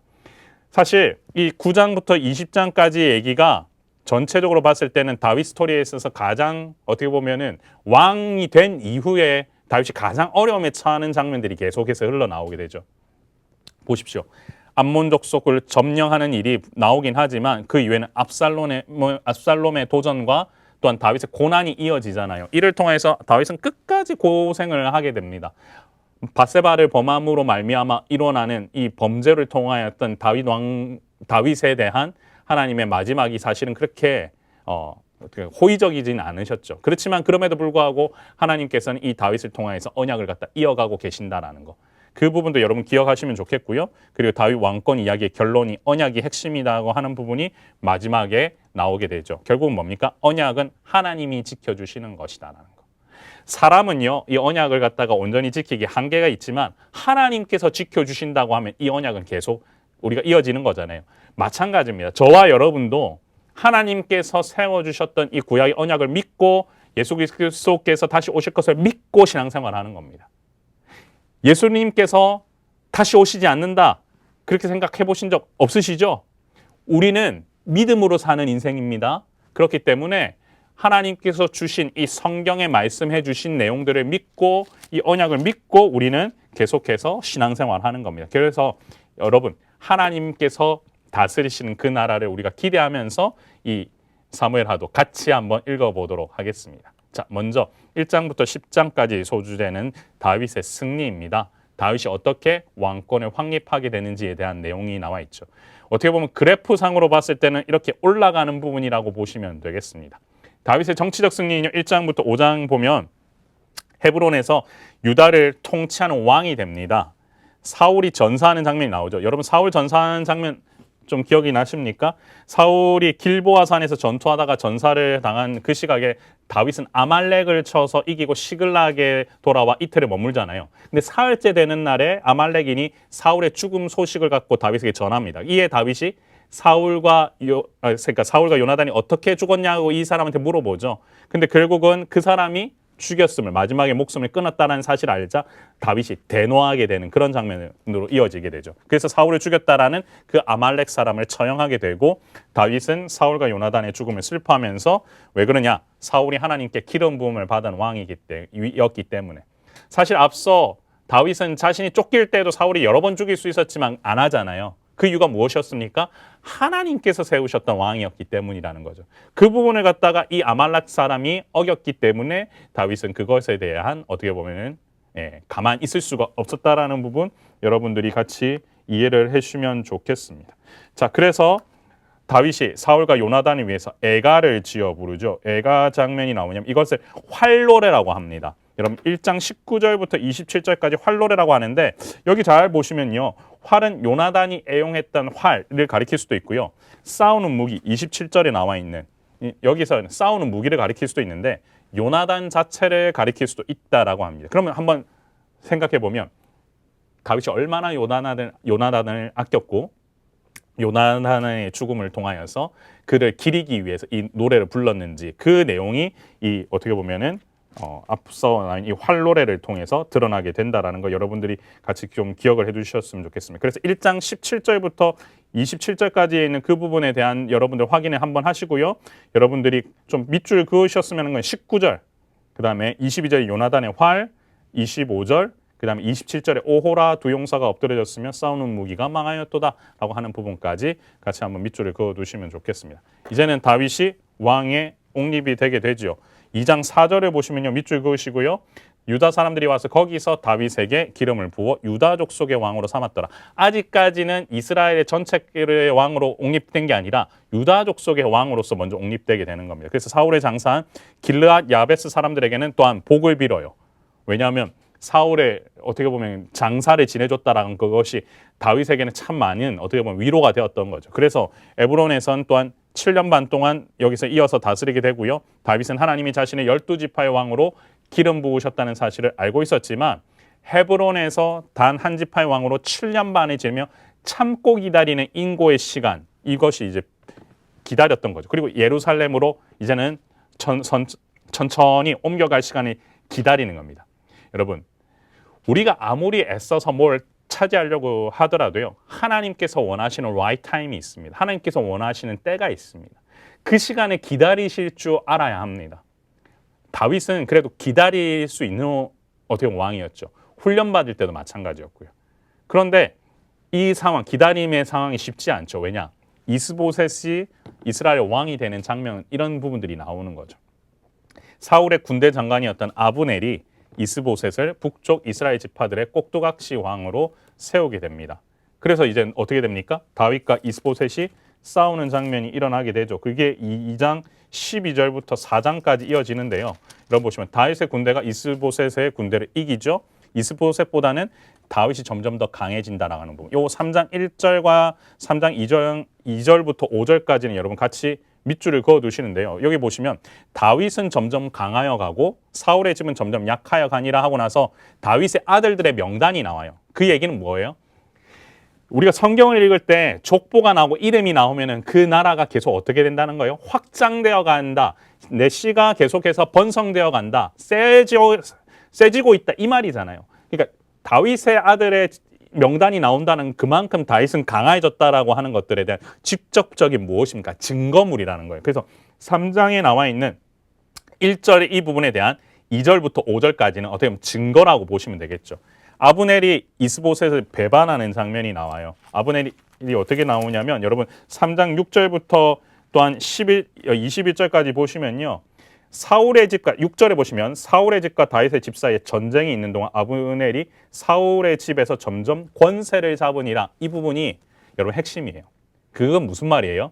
사울의 집에서 자기가 대장 노릇 한다는 거예요. 사실은 자기 군대 장관인데. 그러니까 이스보셋을 세워놓고 자기 마음대로 하니까 결국 8절에 보면 아브넬이 이스보셋의 말을 매우 분하게 여겨 내가 유다의 계머리냐 내가 오늘 당신의 아버지 사울의 집과 그의 형제와 그의 친구에게 은혜를 베풀어 당신을 다윗의 손에 내주지 아니하였거늘 하면서 자기가 이스보셋을 업신여기죠. 그래서 그런데 11절에 보시면 이스보셋이 아브넬을 두려워하여서 감히 한마디도 대답을 하지 못했다라고 하는 부분까지 나와요.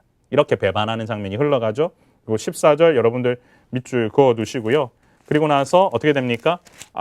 결국에는 아브넬이 이스보셋을 배반하고 아브넬은 또한 살해를 당해요. 근데 4장 1절과 8절에서는 이스보셋이 살해를 당하게 되죠. 4장 1절 보시면 사울의 아들 이스보셋이 아브넬이 헤브론에서 죽었다함을 듣고 손에 맥이 풀렸고 온 이스라엘이 놀라니라. 이 무슨 말입니까? 이스보셋은 자신이 업신여김을 당하고 있어도 믿을 거는 아브넬밖에 없었잖아요. 근데 그가 죽었다 그러니까 모든 게 맥이 확 풀린 거죠. 그러다가 어떻게 됩니까? 4절 보시면은 여기는 좀 재밌는 장면. 4장 1절부터 3절까지 계속 이어가다가 뜬금없이 사울의 아들 요나단에게 다리 저는 아들 하나가 있으니 이름은 무비보셋이라고 하는 부분이 나와요. 이거는 여러분 4절 웬만한 성경 보면 거기 4절에만 동그라미 따로 있고 5절에 다시 동그라미가 이어지잖아요. 여러분 4절은 박스 쳐놓으세요. 무비보셋이 중간중간 등장을 합니다. 요나단의 아들이래요. 어떻게 된 겁니까? 다리 저는 자 요나단. 그만큼 다윗이 어떻게 여겼어요? 요나단을? 형처럼 여겼잖아요. 형제처럼 여겼잖아요. 그에게 난 아들을 어떻게 선대하는지 이것도 우리가 좀 봐야 될 장면이고요. 5절 여러분 보시면 이스보셋이 집에 이르니 누가 이르렀죠? 레갑과 바나가 여기에 집에 이르러서 침상에서 낮잠을 자는 이스보셋을 죽이는 장면이 나옵니다. 그래서 여기 여러분 여기 보시면 5절, 6절, 8절 여러분 같이 좀 메모를 해두시고요. 이스보셋을 살해한 자를 응징한다라고 하는 이 부분도 같이 11절, 12절도 밑줄을 그어두시면 좋겠습니다. 그리고 5장으로 넘어갑니다. 여러분들 보시면 되겠고요. 이건 조금 약간 비교하고 제가 표를 갖다가 해놓은 건데 여러분들 하나 메모하실 수 있으면 빈칸에다가 하나 메모를 해놓으십시오.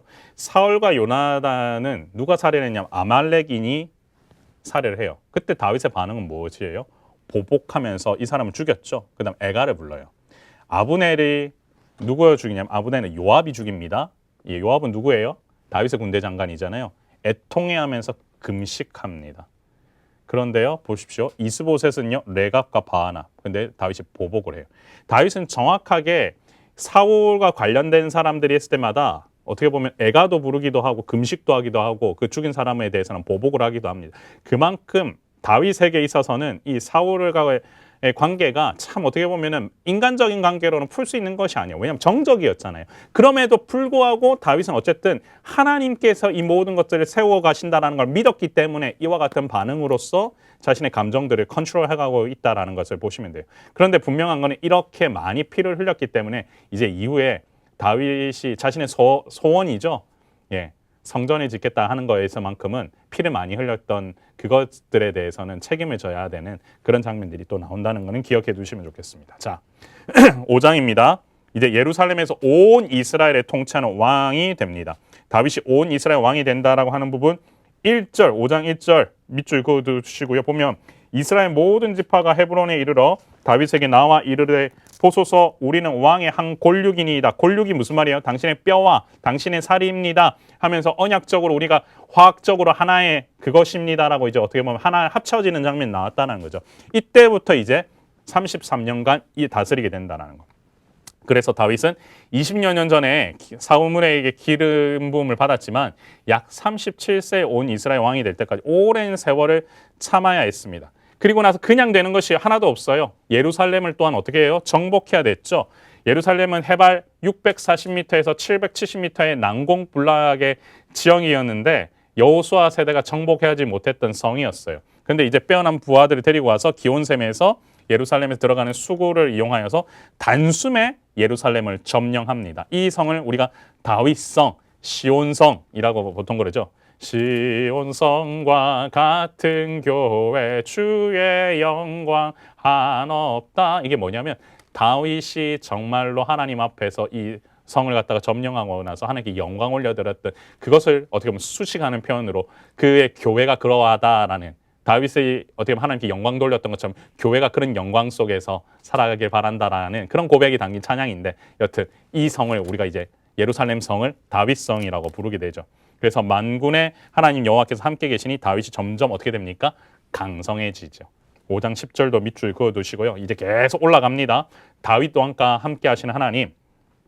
비록 하나님의 백성이 300여 년 동안 그 땅에 있었지만 그들은 아직도 그 큰 성읍을 점령하지 못했다. 그들은 예루살렘을 결국엔 점령하게 되었고요. 다윗의 통치 아래에서 그 성읍을 점령했을 때에 다윗은 그곳에 자기 궁궐과 자기 정부를 세웠고 또한 이제는 가까운 곳에 있는 무엇을 처리해냈냐면 블레셋을 처리해야 됐어요. 결국은 이와 같은 일들이 하나님께서는 다윗 왕과 함께 하시면서 하시는 거죠. 다윗에게 결국은 승리를 주시는 장면이 이어지는데 보시면 두로와의 동맹 여러분들 좀 보시면 되겠고요. 다윗의 가족 이 부분이 왜 나오냐면 5장 13절부터 16절까지 처첩들을 더 두었으므로 라고 되어 있는 부분이 있는데 이거는 기본적으로 왕권 강화의 하나의 모습이라고 그냥 보시면 되겠습니다. 그래서 여기에서는 또한 솔로몬도 뒤에 등장하게 되거든요. 다윗이 이렇게 기반을 계속해서 다져가고 있었다. 자신의 씨를 번성케 하고 있었다. 그 부분으로 여러분들이 이해하시면 좋겠고요. 다윗이 결국에는 블레셋에 물리치게 되죠. 보시면요. 처음에 헤브론에서 다윗의 왕으로 기름 부음 받았을 때 거기서 몇 년 있었다고 그랬죠? 7년 6개월. 그동안 다윗이 점점 강하여지고 사울의 집은 점점 어떻게 보면은 약하여가 아니라 계속해서 다윗의 집은 상승곡선이 그리고 사울은 하강곡선에서 사라지게 되죠. 그리고 나서 헤브론에서 낳은 아들들에 대한 명단이 나왔습니다. 이제는 어떻게 됩니까? 헤브론에서 다윗을 왕으로 기름을 부어요. 온 이스라엘이. 그리고 나서 33년 동안 예루살렘에서 이제 거하게 되고 또한 여기서도 강성하여졌다라고 하는 이것들을 대조로 이 표에 있는데 이것도 하나를 메모해 두시면 좋을 것 같습니다. 다윗의 영적 승리 장면 보겠습니다. 여러분 언약궤는 정말 중요한 포인트입니다. 언약궤를 잘못 옮겨가지고 홈리와 비나스가 어떻게 되었어요? 블레셋의 법궤를 빼앗겼다라는 거 우리가 앞서 사무엘상을 보면서 봤잖아요. 그동안 7개월 동안 블레셋 사람들에게 머물러 있다가 결국엔 아비다납의 집에 옮겨서 20년간 보관이 되죠. 다윗이 왕으로 내린 최초의 공식 명령이 무엇이었냐면 20여 년 전 블레셋에게 빼앗긴 기앗 여아림에 보관되어 있던 여호와의 언약궤를 찾아오라는 것이에요. 그래서 다윗이 어떻게 하느냐 3만 명을 동원해서 새 수레를 만들어서 법궤 언약궤를 운반하려고 했는데 여러분 나곤의 타작마당에서 수레를 끌고 가던 소가 뛰어 법궤가 흔들리자 우사가 붙들지만 우사는 즉사하게 되잖아요. 자 보시면 여러분 소가 끄는 수레 이거 자체가 어떻게 되어 있냐면 소가 끄는 새 수레는 사무엘상 6장에서 이미 법궤가 블레셋 지역에서 돌아올 때 사용된 운송 도구였다. 그렇다면 이런 형태의 운송 수단을 사용하는 것이 과연 바람직했는가? 다윗은 그룹들 사이에 좌정하신 만군의 여호와의 궤를 새 수레에 실는 우를 범한 것이다. 잘못됐다라는 거죠. 이렇게 옮겨서는 안 되는 거예요. 그럼 어떻게 옮겨야 되느냐?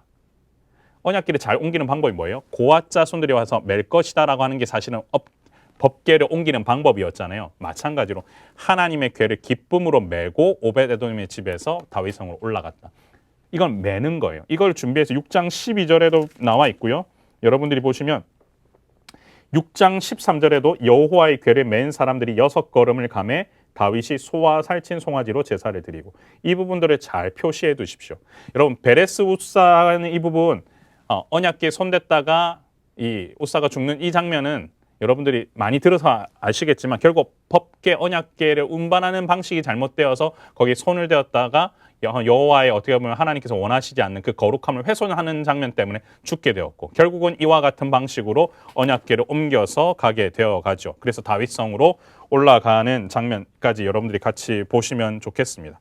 그런데 이 일을 통하여서 얼마나 다윗이 기뻐했냐면 춤을 추면서 어떻게 보면 속옷이 다 보일 정도로 기뻐하는데, 이걸 두고 이제 미갈이 어떻게 하냐면 업신여겨요. 그런데 이 업신여긴 거에 대해서 어떻게 되냐면 자식이 없는 이런 장면이 이어진다는 겁니다. 사랑하는 성도 여러분, 언약궤에 대해서 하나님께서 함께 하시는 그곳 가운데에 우리가 인간적인 판단을 한다든지 그것에 대해서 정죄를 한다든지 그 모습을 갖다가 비난한다든지 그리고 예배하는 모습에 대해서 뭐라고 우리가 정죄하든지 이래서는 안 됩니다. 우리는요, 하나님을 함께 높여야 하는 자들이고 하나님을 거룩하게 모셔야 되는 자들입니다. 그렇다면 우리는 그 앞에 거룩하신 하나님의 영광을 높여드리기 위해서 모든 것을 집중해야 합니다. 그래야만 하나님께서 기뻐 받으신다는 것 기억하시면 좋겠습니다.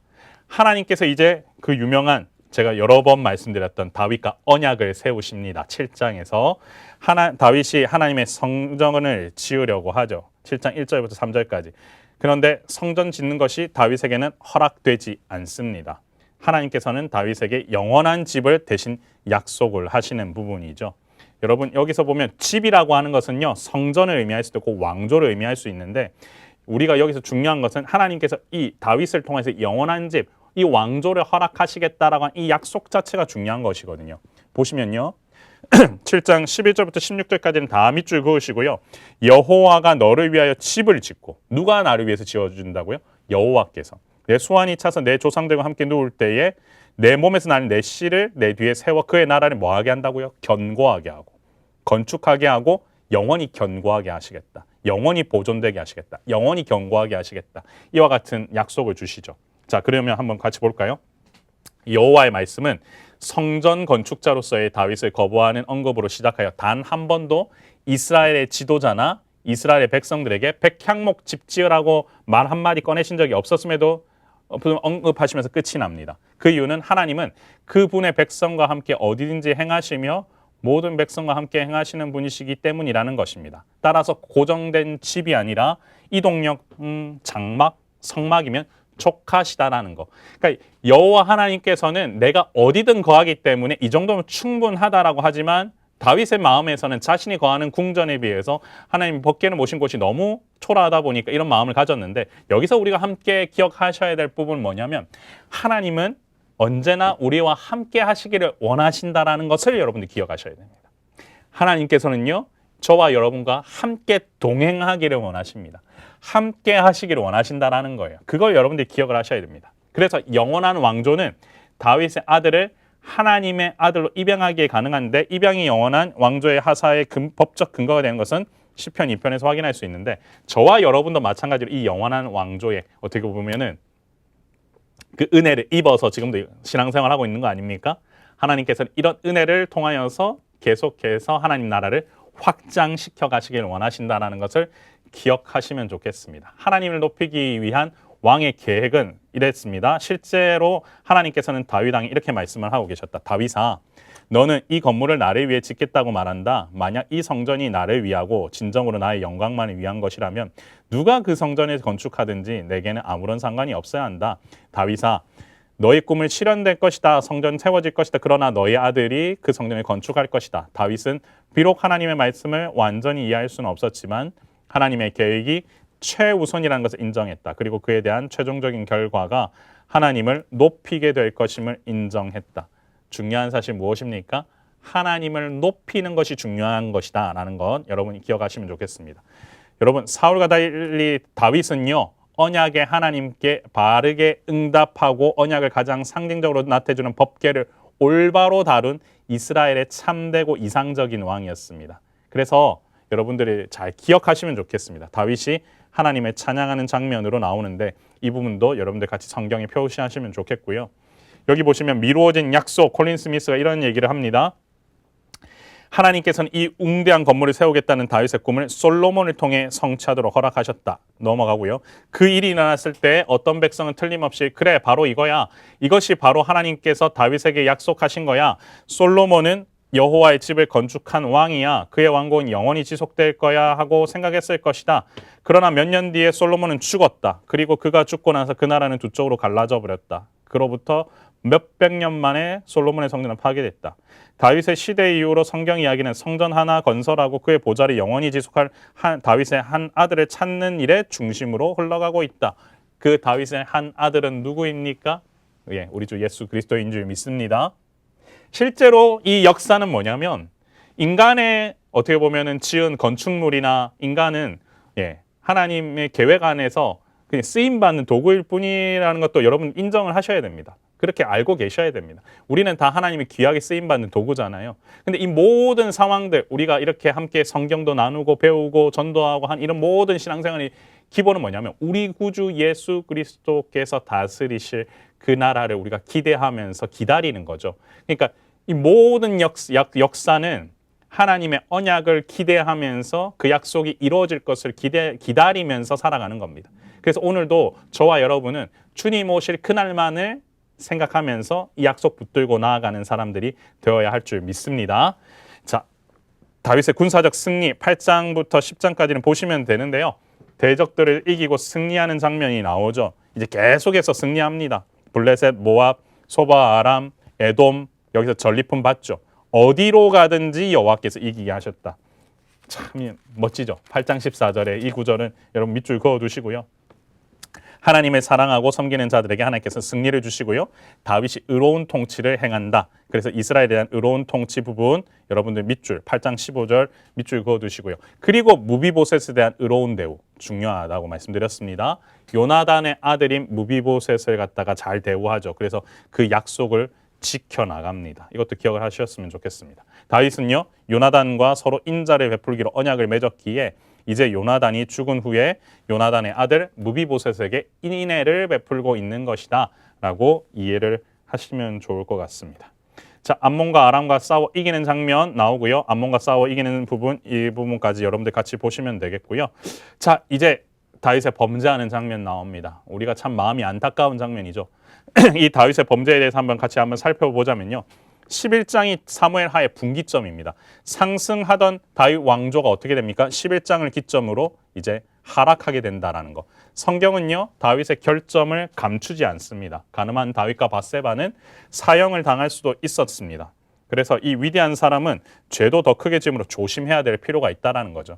누구도 절대 군주의 행동이 이의를 제기할 수 없었지만 하나님께서는 나단을 통해서 이들에 대한 죄악을 갖다가 어떻게 보면 지적을 하시죠. 이건 한번 여러분들 살펴보시고요. 결국 이와 같은 죄는 계속해서 파급력을 이어가서 다윗의 죄로 끝나는 것이 아니라 그의 아들들도 비슷한 형태로 죄를 범하게 된다는 것들 여러분들이 보시면 그리고 나서 그 다윗 집이 어그러지잖아요. 암논이 죄를 범하고 다말을 범하면서요. 그리고 났더니 압살롬이 또한 암논을 죽이고 이 어떻게 보면은 다윗 집안의 형국이 이 다윗의 범죄로부터 시작해서는 계속해서 악을 낳는 그런 형태로 갔다라는 거.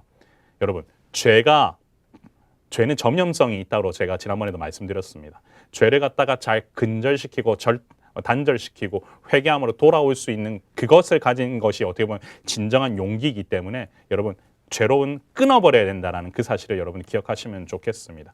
11장 1절에 보면은 그 해가 돌아와 왕들이 출전할 때가 되매 다윗이 요압과 그에게 있는 그의 부하들과 온 이스라엘 군대를 보냈는데 다윗은 어디 있다고 되어 있습니까? 예루살렘에 그대로 있더라.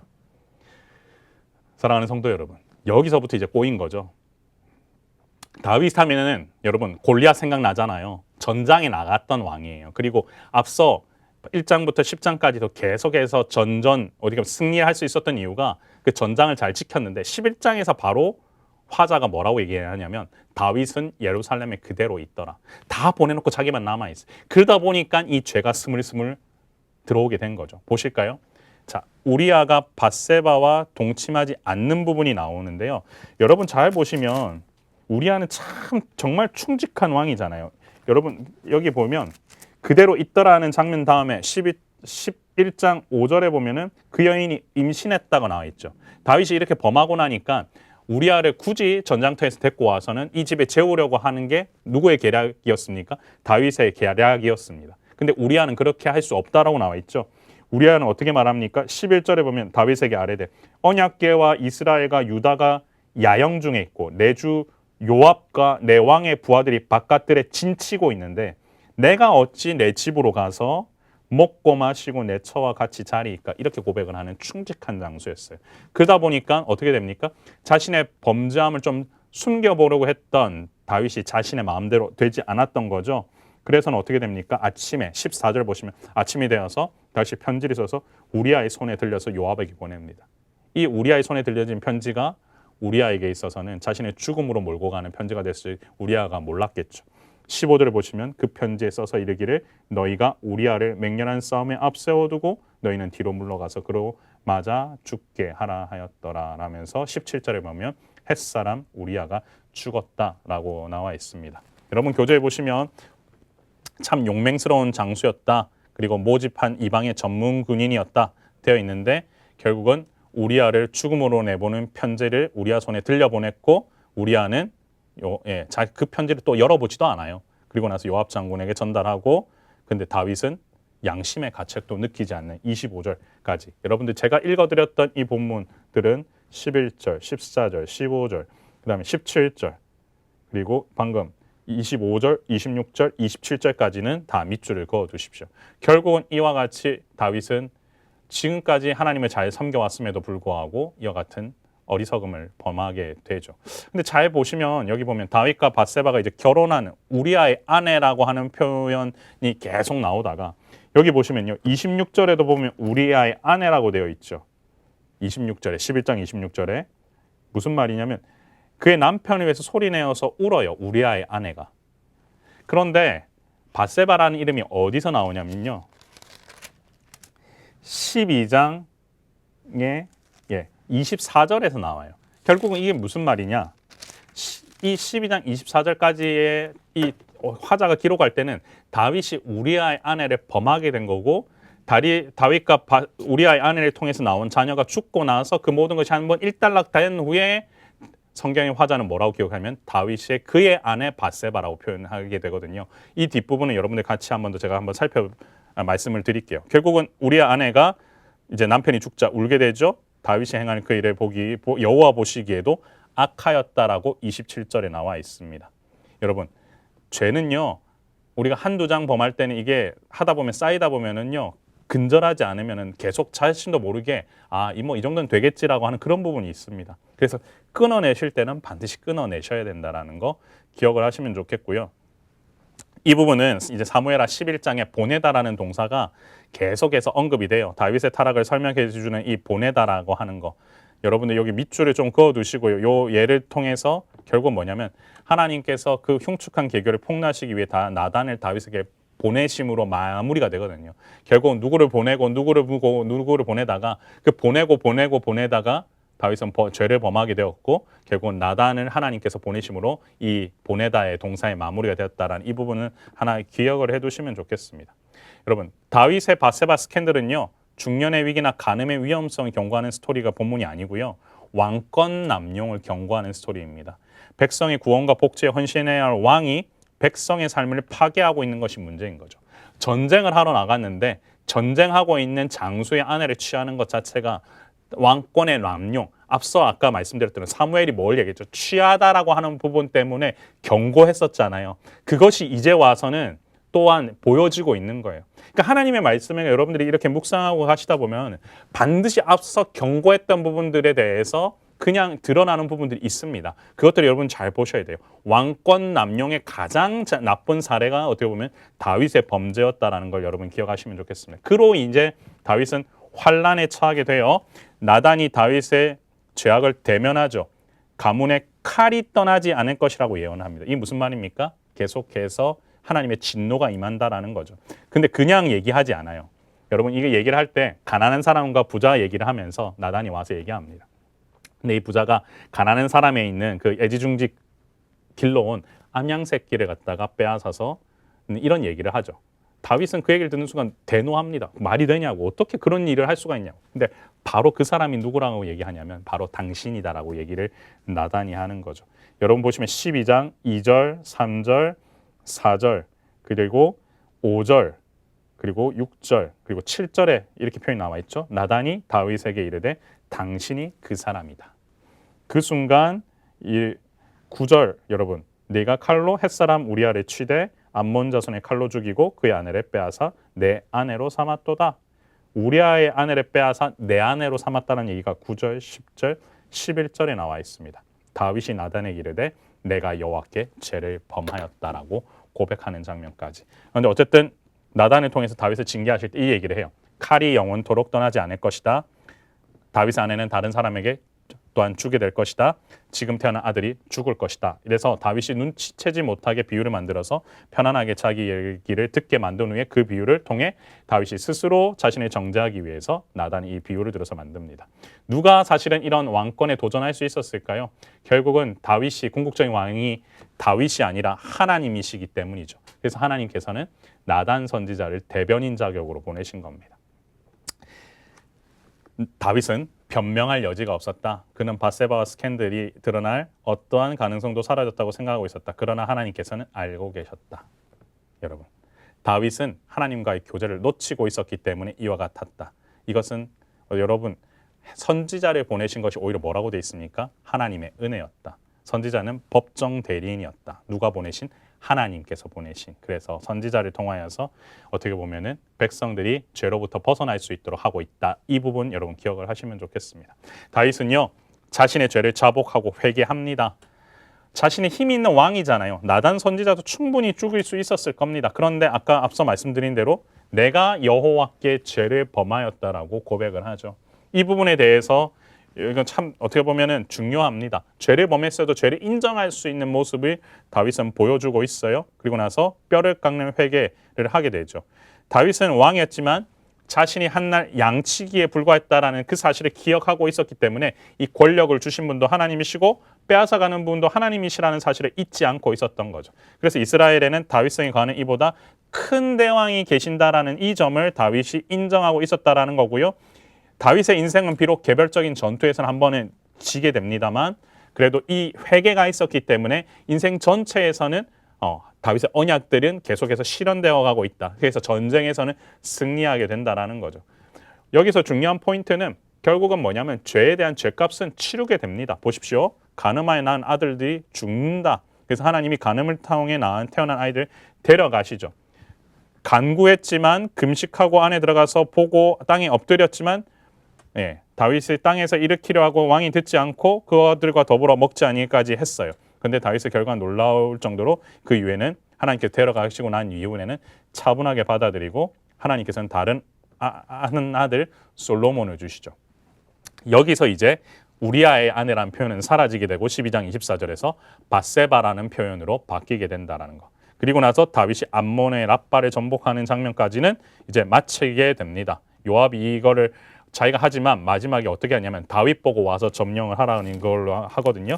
그래서 12장 26절 31절 보시면 24절 25절 밑줄 그으시고 27절 그 다음에 28절로 요압도 다윗의 정말 충직한 장수였다라는 거 보시면 되겠습니다. 그런데 이제 다윗의 근친상간이 일어나게 되죠. 앞서 말했죠.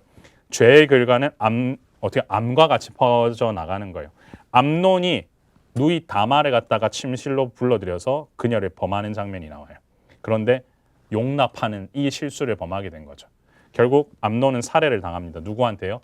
만 2년 후에, 앞서 있었던 일의 만 2년 후에 압살롬이 왕에게 자신이 양털 깎는 일을 하는데 그 자리에 왕과 신하들이 좀 와달라는 거에 왕은 자기는 안 가겠다라고 했으나 계속해서 압살롬이 암논이라도 좀 보내달라고 하거든요. 그 자리에서 암논을 죽이게 되죠. 치밀하게 계획을 세웠다가 결국은 2년 만에 복수를 하게 됩니다. 그리고 나서 13장부터 24절까지 이제 다윗 왕국에게 전체적인 환란이 일어나게 돼요. 압살롬이 반역을 일으킵니다. 도망을 했다가 다시 불러들이거든요. 예, 다시 불러들이는데 요압이 다윗이 압살롬을 그리워하는 줄 알고 드고아의 여인을 통해서 화해를 주선을 해요. 그런데 3년 후에 다윗은 별다른 벌을 내리지 않고 압살롬을 예루살렘으로 돌아오도록 합니다. 근데 압살롬도요 2년 뒤에 화가 납니다. 불러놓고는 어떻게 하느냐. 그래서 사형선고를 내리든지 궁으로 그를 받아두든지 하라고 요구를 하다가 결국은 다윗이 사면을 하거든요. 근데 문제는 여기서부터 발산하는 거죠. 이 압살롬도 사람을 죽인 거 아닙니까? 그렇죠? 그거에 대해서 정확하게 정죄를 하지, 어떻게 심판하지 않다 보니까 이 압살롬이 이스라엘 사람들의 마음을 훔치게 되죠. 15장 6절 표시하시고요. 압살롬이 반역을 일으킵니다. 그리고 쿠데타를 실행하게 됩니다. 이제는 다윗이 쫓기는 꼴이 되는 거예요. 15장 13절부터는 다윗은요 여호와의 그래도 언약궤를 가져가지는 않았습니다. 이거는 참 중요한 대목입니다. 그가 만약에 자신의 안위를 위해서 이걸마저 또한 손을 댔다 그러면 하나님께서 아마 가만두지 않으셨을지도 몰라요. 그런데 분명히 하나님께서 나와 함께 하신다면은 어느 순간에는 예루살렘으로 돌아오게 하실 것이라는 이 확신이 있었기 때문에 다윗은 그냥 피신하게 되고요. 근데 그 와중에 또 시므이라고 하는 이 베냐민 왕가에서 어떻게 보면 사울 왕가를 꿈꾸는 사람의 저주도 받게 됩니다. 정말로 어떻게 보면 악조건에 계속 어떻게 보면 치닫게 되는 거죠. 압살롬이 통치를 하게 돼요. 근데 압살롬에게 누가 있었냐면 이 아이도벨이라는 책략가가 있었습니다. 근데 이 압살롬이 어떻게 보면 이 아이도벨에 의해서 책략이 무엇이었냐면 다윗의 후궁과 동침하라고 합니다. 이거는 참 정치적으로 어떻게 보면은 이스라엘 모든 보는 앞에서 이루어지거든요. 결국 무슨 말인 겁니까? 후궁은 후임 왕의 소유가 되는 건데 압살롬의 후궁 동침 행위는 왕권 획득을 과시하는 의도적인 행위였다. 이제 다윗의 시대는 끝났다. 내 시대가 왔다라는 것을 보여주기 위해서 아이도벨의 이 전략에 의해서 압살롬이 이와 같은 행동을 하거든요. 참 안타까운 일들이 계속 벌어지고 있는 거죠. 그래서 자신이 또한 우리 누구죠? 예. 아이도벨이 군사 1만 2천 명만을 데리고 가서 다윗 한 사람만 죽이면 민심이 확실히 돌아설 것이라고 딱 주장을 하는데 누구를 더 이게 후대하게 되냐면 후세를 더 후대하게 되게 돼요. 다윗은 백종 노장이니 시간을 두고 대세를 몰아서 완전히 이겨야 한다고 주장을 하는 거죠. 이 후세의 의견을 받아들여 가지고 결국은 아이도벨은 어떻게 되냐면 자신은 그냥 자살을 하게 됩니다. 스스로 목매어 그의 조상의 묘에 묻히게 되었다라고 되어 있죠. 왜냐하면 아이도벨의 입장에서는 좋은 호기를 놓쳤다라고 판단을 하는 거예요. 결국은 이 압살롬과 온 이스라엘 사람들이 이르되 아렉 사람 후세의 계략은 아이도벨의 계략보다 낫다라고 이 인정 자체가 아이도벨의 계략을 멈추게 했고 다시금 다윗을 갖다가 돌아올 수 있게 하는 계기가 되었다라는 거 기억을 하시면 좋겠고요. 바르실레라고 하는 다윗을 선대하는 자가 있어요. 다윗이 복귀할 때 왕궁에서 좋은 친구로 지내자고 권하지만 자신은 거절을 합니다. 그냥 대신에 누구를 보내냐면 여기 17장에 김함이라고 하는 사람을 보내겠다라고 하면서 여러분들이 이렇게 보시면 19장에서 19장의 32절, 33절, 37절, 38절, 39절까지 여기에 밑줄을 그어 두시고요. 예, 바르실레가 다윗을 선대한다. 따라가진 않지만 기만 보내서 내가 너를 갖다가 이렇게 어떻게 보면 대우해주겠다라고 하는 그 부분이 또 나오겠는데요. 그러니까 다윗의 피신 장면에 있어서 어떻게 보면은 이와 같은 도움도 얻게 된다라는 거죠. 그런데 결국은 압살롬이 죽어요. 18장에서 2만 명이 넘는 사람들이 죽게 됩니다. 요압은 압살롬을 살리라는 다윗의 명령에 불순종하고 압살롬을 죽이죠. 여기 보시면 18장 15절 그리고 18장 33절을 갖다가 밑줄 그어 두시는데요. 이것 때문에 누가 이제 열이 받냐면 요압이 열이 받아요. 여기 뭐라고 돼 있어요? 압살롬아 압살롬아 내가 너를 대신하여 죽었더라면 좋았을 텐데 하면서 아비로서의 압살롬에 대한 감정을 드러내죠. 그랬더니 어떻게 됩니까? 요압이 직언을 합니다. 왕들의 마음, 왕님께서 부하의 마음들을 좀 헤아려 달라라고 얘기하는 거죠. 결국은 어떻게 되면 이 말을 또한 듣게 되고 다윗은 회복하게 되어서 다윗이 복귀하자 또한 시므이가 1,000명이나 되는 자신의 추종 세력을 데리고 찾아와서 살려달라고 하죠. 앞서 시므이는 누구였습니까? 사울 왕가를 복원시키기 위해서 저주했던 인물이잖아요. 다윗의 왕권이 회복되자 이와 같이 시므이도 와서는 자신도 살려달라고 하는 일들이 벌어지고요. 다윗의 통치에 대한 평가가 이후 이제 21장부터 24장까지 있어 마무리가 되는데 3년간의 기근이 이제 시작되죠. 근데 다윗이 여호와 앞에 간구합니다. 왜 간구하느냐? 여기 보시면 다윗이 기근의 원인 알아내려고 한 것은 여호와의 얼굴을 구하였다. 여호와의 얼굴, 판회를 구하는 것은요, 여호와 임재와 축복을 통해서 기근을 해결하게 하기 위함이었다. 이와 같이 다윗은 끝까지 어쨌든 어려움에 처했지만 자기가 21장 이후에서 이 마지막 마무리 장면에서 이 3년간의 기근을 해결하기 위해서도 여호와 하나님께 엎드리죠. 그리고 블레셋과 싸워 이기는 장면, 그리고 승전가를 지어서 부르는 다윗의 노래까지 이어지는 것들을 우리가 함께 볼 수가 있는데, 여러분 다윗의 노래는요, 여러분 보시면 같이 우리 살펴보시면요, 22장을 보실게요. 그래서 2절, 4절은 여호와에 대한 찬양 부분이에요. 여호와는 나의 반석이시고 나의 요새시고 나를 섬기신 이런 얘기가 나오고요. 여러분 다윗이 경험한 여호와의 구원이 5절부터 20절까지 나오고요. 그리고 3절, 세 번째는 가운데 부분에서 이 다윗 여호와의 구원을 바라는 갈망이 나옵니다. 그리고 이와 같이 대칭 구조로 이어지게 되는데요. 여러분들 이거 절수를 여러분들 성경책에다 좀 표시를 하시고요. 그리고 23장 8절부터 39절까지는 다윗의 용사들에 대한 얘기가 나오는데, 이들은 다윗의 충성되게 섬겼던 용사들이고 여호와께서 함께 하셔서 전쟁에서 이길 수 있었음을 강조하는 장면들이 나옵니다. 그리고 이제 마지막에 24장의 이제 마지막 마무리에서 인구조사로 인한 전염병에 대한 얘기가 나오는데요. 다윗은 자신의 보유한 병력이 얼마나 되는지를 갖다 수를 확인하고 싶어 했어요. 보통 이 인구조사 들어가면 왕들이, 이거는 사실은 하나님 앞에서 좀 과시하는 부분이기 때문에 이건 잘못된 방향이거든요. 그래서 여호와께서 이스라엘을 향하여 진노하셨다라고 하죠. 근데 여러분 이거 보면 다른 역대상 21장 1절에서는 사탄이 일어나 이스라엘 대적하고 다윗을 충동했다고 나와 있거든요. 결국 이 숨은 동기에 잘못된 것은 다윗의 자만심을 건드렸던 거예요. 내가 이만큼 다스리고 있구나. 그래서 결과로 어떻게 됐냐면 북이스라엘 80만, 남유다 50만의 병력이 있음을 확인하게 됐는데요. 여기 24장 10절 밑줄 그으시고요. 다윗이 백성을 조사하는 후에 어떻게 됐다고요? 그 마음에 자책했다. 자신이 잘못했다라는 것을 인정하게 되는 거죠. 하나님께서 진노하셔서 여기 보면 7년 기근할래, 3년 동안 쫓겨다닐래 하다가 이건 다 해봤거든요. 근데 다윗이 뭘 선택하면 전염병에 대한 부분에 대해서는 인정을 하게 되고 자신이 잘못한 거, 이 전염병을 하겠다라고 하자 여기에 대해서 이 어떻게 보면은 전염병이 닥쳐요. 그리고 나서 죄를 뉘우친 다윗은 아랴우나의 타작마다에서 단을 쌓는 장면을 통해서 이것을 해결해 달라고 하는 거죠. 자, 보시면요. 그곳에서 여호와를 위하여 제단을 쌓고 번제와 화목제를 드렸더니 이제는 재앙이 그쳤다라고 하면서 마무리 짓게 되는데요. 어쨌든 다윗은 하나님 앞에서 이렇게 신실하게 섬겼던 왕이었습니다. 물론 굴곡이 있었습니다. 잘못도 저질렀어요. 24장에 보면 인구조사를 저지른 잘못됨도 범해요. 하지만 하나님 앞에 신실하게 이렇게 예배드리면서 자신의 죄를 회개하는 장면도 함께 보여주고 있다는 게 우리한테는 중요한 대목인 것 같습니다. 자, 사무엘 하루 우리 오늘 나에게 주신 이유 한번 살펴볼까요? 첫 번째, 하나님이 진정한 왕이시다라는 거 기억하시면 좋겠습니다. 하나님만이 진정한 왕이십니다. 다윗은요, 자신이 양치기라는 사실에 양치기였다는 사실을 기억을 했어요. 그러니까 자신이 왕으로서의 역할을 갖다가 실수한 부분도 있었지만 하나님만이 진정한 왕이시라는 것을 인정하는 거죠. 그리고요, 죄로 인해서 여러분들 전투에서 지는 장면들이 일어날 수 있습니다. 근데 그때 바로 회개하시면서 나아가시고요. 그에 따르는 징계에 대해서도 하나님 앞에서 어떻게 보면 담담하게 받으셔야 합니다. 그렇지만 전쟁에서는 이기는 거예요. 우리가 이 세상을 살아가는 데 있어서 언약적인 관점에서 하나님 앞에 회개하고 돌아왔을 때 하나님께서 이 모든 것들을 계획하시잖아요. 그래서 전쟁에서 이기는 것들을 기억하셔서 치열한 전투에 패배하더라도 전쟁에서 승리한다는 이 사실을 여러분들이 기억하셨으면 좋겠고요. 그 다음에 죄를 회개하고 용서받아도 죄의 결과가 나를 괴롭힌다는 것, 그래서 죄로부터는 멀어져야 한다는 것 여러분들이 기억하시면 좋겠고, 하나님의 약속은 오랜 세월이 지난 다음에 성취되기도 한다는 것을 기억하시면서 약속 붙들고 나아가시는 여러분들 되셨으면 좋겠습니다.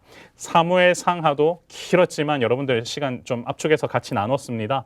여러분 같이 한번 복습하시고 성경 읽으시면서요, 강의 안에 있는 내용들 밑줄 그으시면서 마무리 잘 하셨다가 다음 주에 또한 우리가 열왕기 상하로 만났으면 좋겠습니다. 제가 기도하고 마무리하겠습니다.